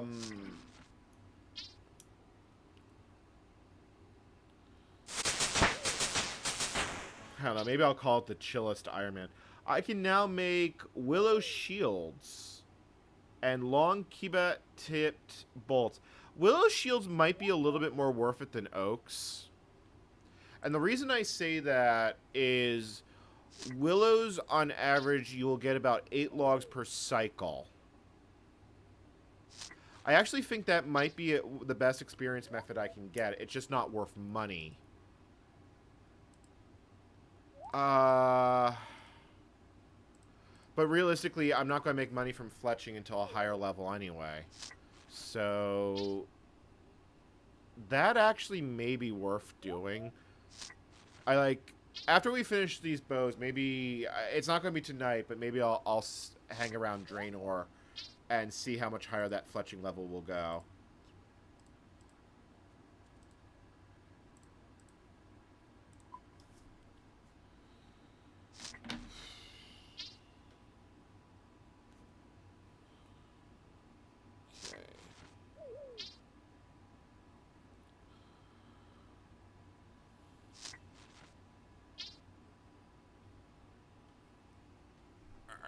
So that's going to go there. This is going to come here.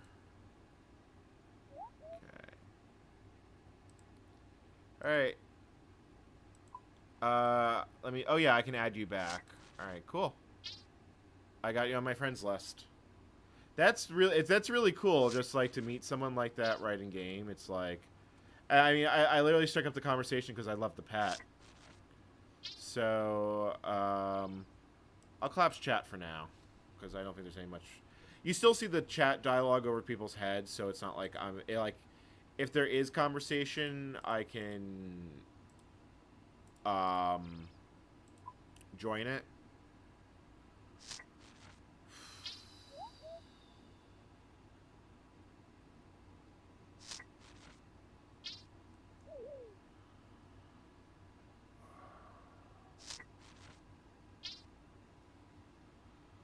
God, yeah, my pain level is... I'm probably about...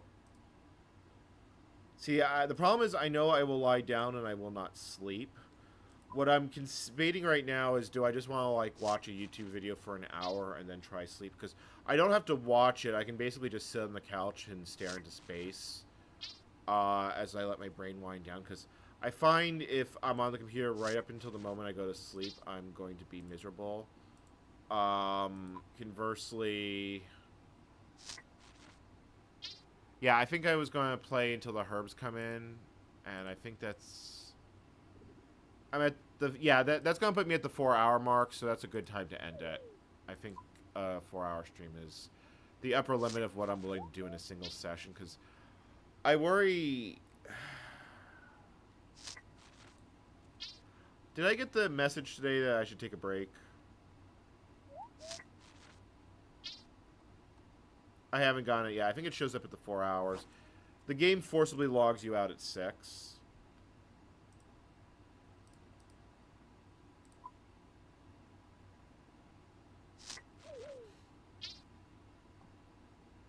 Yeah, I mean, 46k fletching experience. I can't complain about that. I do think Willow Logs is actually going to be a pretty good way going forward for fletching.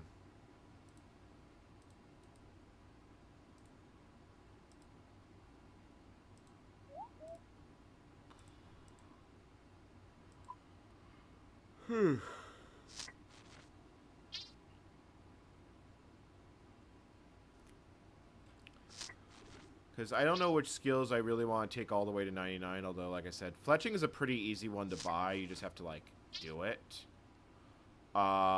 So I think the time to max, if you basically want to do nothing else, I think it's about 1,000 hours for a main. I know an iron is about 14. I believe in Ultimate it's about 17, but there's almost no way to AFK an iron, an Ultimate iron. You can... I actually want to think about that. Like, there's very little AFK as far... I mean, woodcutting and agility are identical. Those are just long grinds regardless. Farming with an Ultimate Iron Man, you don't have access to the Seed Vault. Farming on an Ultimate Iron Man is going to suck. That's about the only way I can think of it. A seed box might make it more manageable, but realistically, you're basically going to be sitting at Master Farmers just sucking down seeds. Yeah, like, That actually sounds masochistic. Um,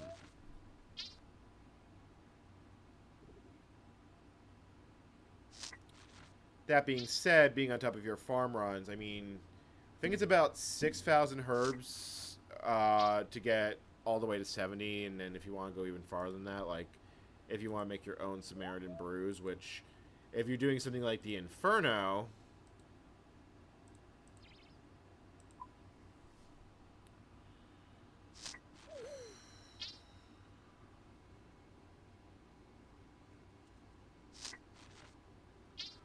I assume it's just it was probably an early thing. It's basically to just force disconnects.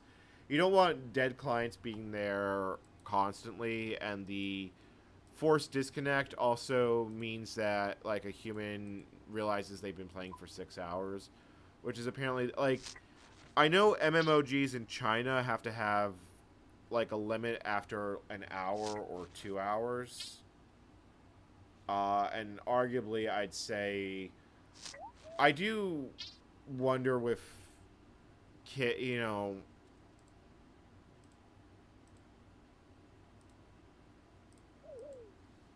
know, compared to a lot of things in life, I think I'd rather a kid play RuneScape than not, because ultimately speaking, okay, I can now make silver crossbow bolts. I don't know how that's actually useful. Like, I don't know if that's a good ammo, but I feel like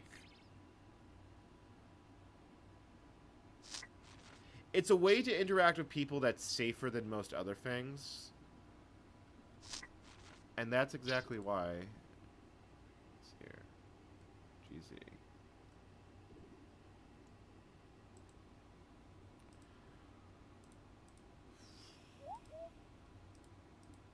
I assume GZ stands for something.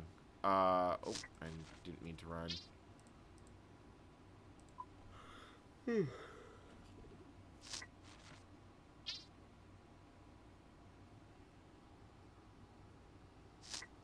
Yeah. YouTuber trick type awesome while a video is playing. I kind of like that. That amuses me. Yeah, I've watched a fair bit of content of YouTube of RuneScape lore masters. Like, as a player coming into what is now a 20-year-old game, it is intimidating to say the least. Especially because I remember when RuneScape came out as a kid. I mean, I remember the days when it was a Java applet in the browser. I believe you can still play it that way, but it's now an HTML5 client, not the original jars of old. Because I believe Jagex is actually in the process of replacing the ancient, like, at least modernizing it, if not replacing it. Oh, GZ, congrats. Thank you. I should know that one. I like, God knows I've been on the internet for long enough. But, I mean, I'm old enough on the internet when smileys were literally open bracket G close bracket for denoting a grin. That one's actually pretty common on Slashdot. I think that's where I remember seeing it.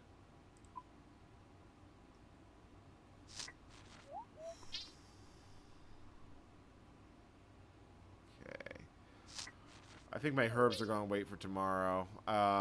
Once I'm done with these bows, I'm just going to hawk them on the G. Well, no, I actually should be a responsible adult. That sounds horrifying and scary.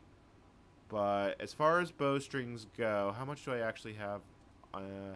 So I've got more bowstrings than bows. So if I just hawk these on the GE when I'm done,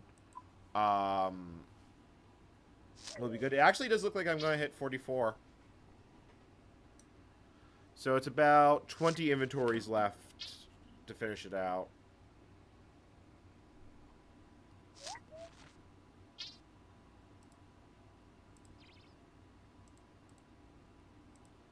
It's funny, like I said, most of the items from skilling don't even become useful until the end, unless you're playing like a weird restriction. I'll be back.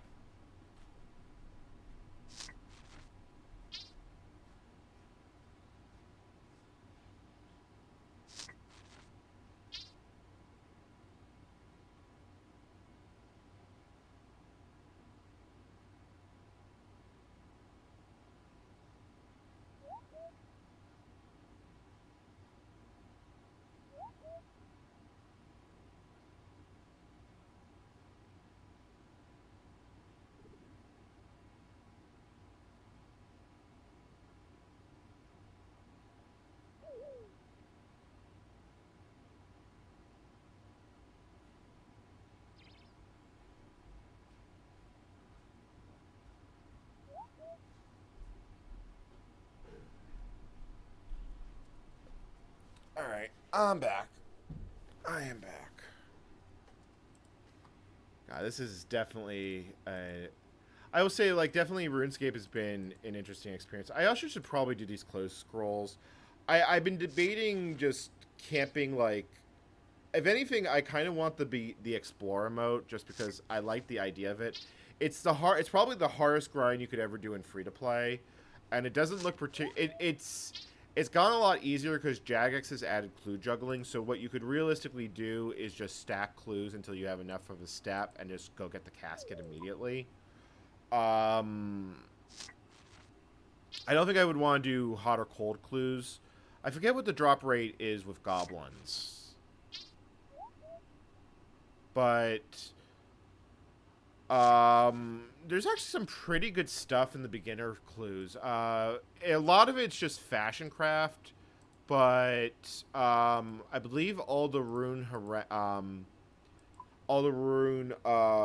herald items are in beginner caskets.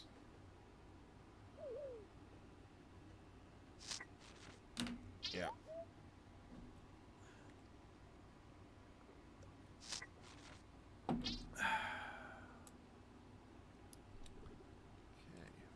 I will say that is the weirdest sound effect, just listening to the bowstringing. I couldn't even figure out what it was. I thought someone was like doing something with a weird spell that I hadn't encountered out here. And I also just realized the estate agent is wearing a construction cape, or at least this one is.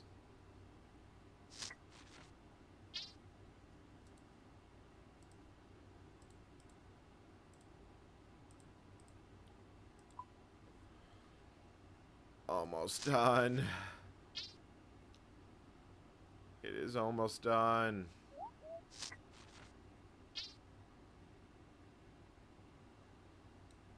Yeah, I think 65 farming is probably a thing I actually really want. I really don't want to spend the money for 65 farming. That's gonna hurt, because U seeds are not cheap. I have 5 tree seed patches I can reach. Lumbridge, Varrock, Falador, Taverley, and that being said, I think getting the farming guild open is probably would be what they call a pro gamer move.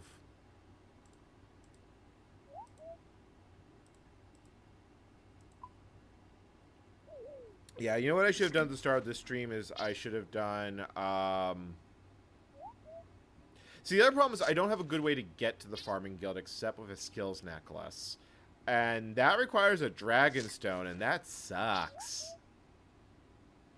That being said, how much star... Actually, you know what? While I'm here, how much stardust do I actually have? I should have a whole bunch. That's not as much stardust as I thought I had. But, you know, if I really spent like a day just grinding shooting stars, I could probably get a metric butt ton of gems. And that's probably not a bad idea, all things considered. I think it's 400, like... the fact that I can now mine 70s and up, I could also go for the gem rocks, although I'd have to do Shiloh Village as a quest, which nothing stops me from doing it. The good gem mine, I believe, is a hard or elite diary, so that's not going to happen. Hey, 47. That was actually the level I suspected I was going to get, and thus I am right on cue. God, that is a grind.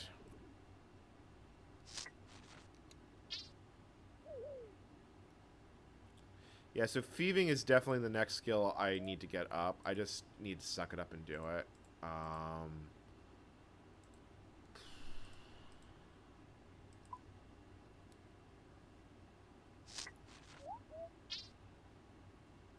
Because, like I said, thieving is this thing that's stopping you from getting fairy rings. I did fairy the for part 1. I didn't realize there was a thieving requirement for part 2, So my plan to get fairy rings kind of got slammed on their face.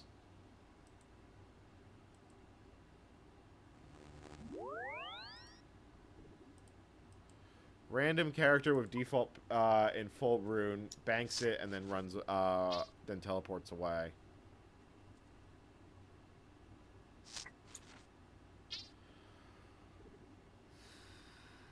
I do sometimes wonder if the battle for the wilderness is between the bot killers and the bots, because. All right, hey, look, we're under 100 bows left. Perfect.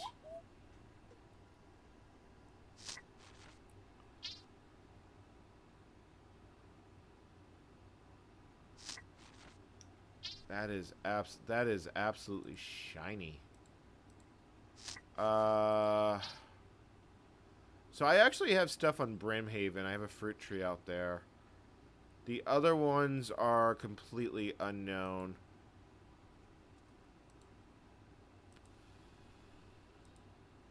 I mean, I do have some money, but I just don't want to go to 0 cash stack. Because being completely broke in this game is miserable.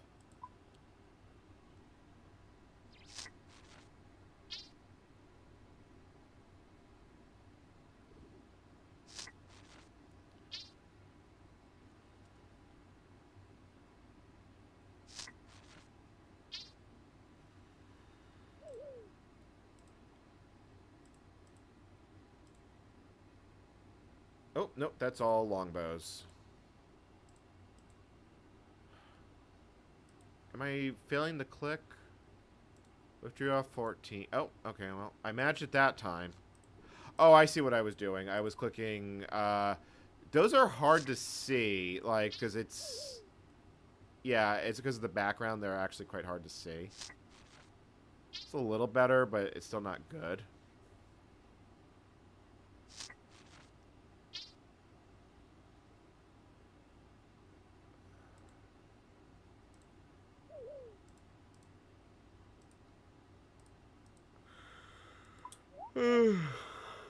Yeah, I'm definitely...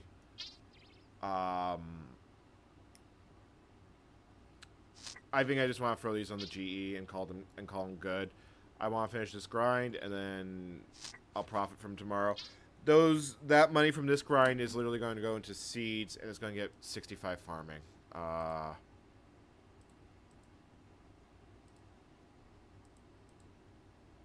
assuming I have some other crap in the bank that I can basically just hawk for money.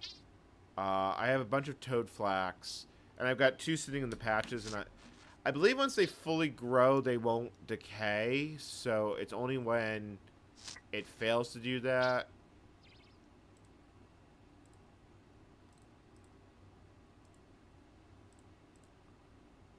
There we go.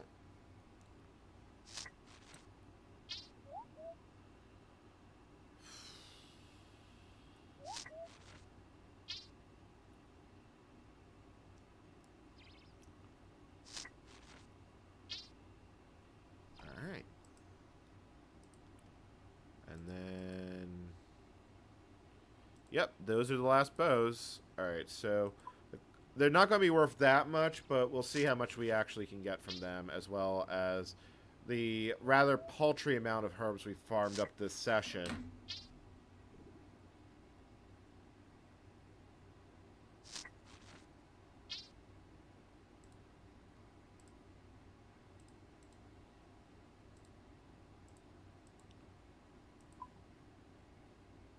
Okay.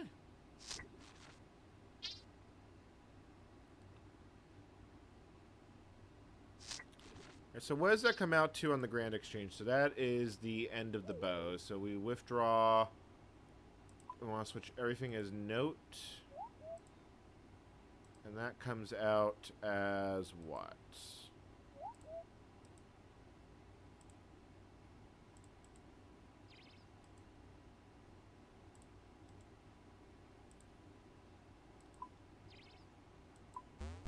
That comes out to 6. Oh, hold on. I didn't manage to get all the bows out of the bank.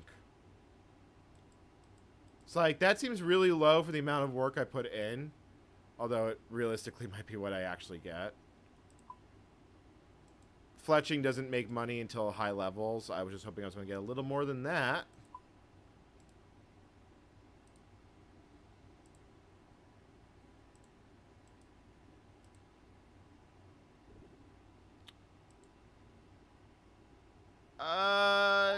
They're actually worth more high alked.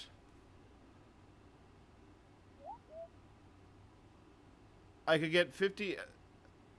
How much is it? I don't think it's even worth the nature rune though. Yeah, it's actually net negative. The nature runes are more expensive than it would cost the high alk that. So realistically, the only way to make money from it is to sell it from a shop. That is a miserable faint grind. So I'm just gonna go to Varrock and I'm gonna hawk it. Let me go get the herbs I've been farming out as well. All these. Yeah, like this is the actual money from farming. Like that is actually worth quite a bit of money. Is there anything else in here I can realistically just sell for the cause? I mean, that can be sold.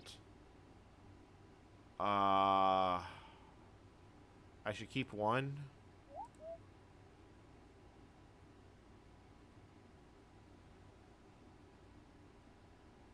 Yeah, I don't see anything else here. I'm like, all this I want to process.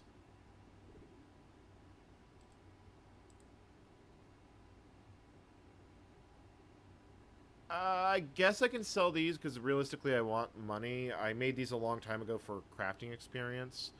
Technically speaking, I could string them and even get more money than that, but whatever. So how much am I actually going to get from all this? Approximately $250,000. You know what? That's not bad, all things considered. Granted, a lot of it is from the stuff that took clearly 5 minutes. Alright, let's head to Varrock.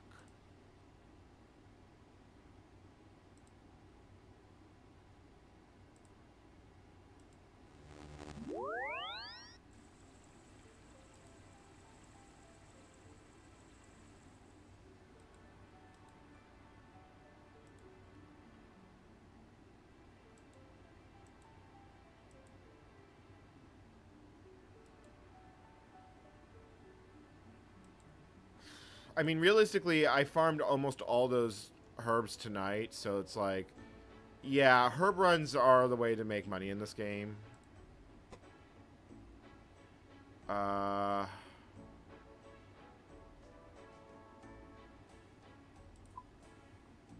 28 actively sold at 70. Why is that so much lower than sell it at 70? Or actually, sell it at 60... 68 just because. Okay, yeah, that's fine. Wow, those sold. Those insta-sold. What are these actually selling for?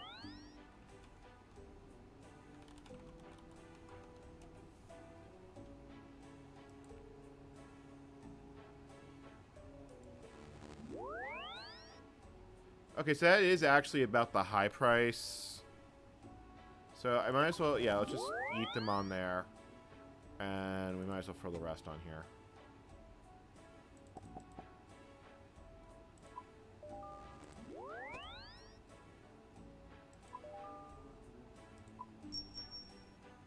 I mean, that's a nice, decent chunk of change. So if I want to buy... How much is it going to cost me to buy some new trees?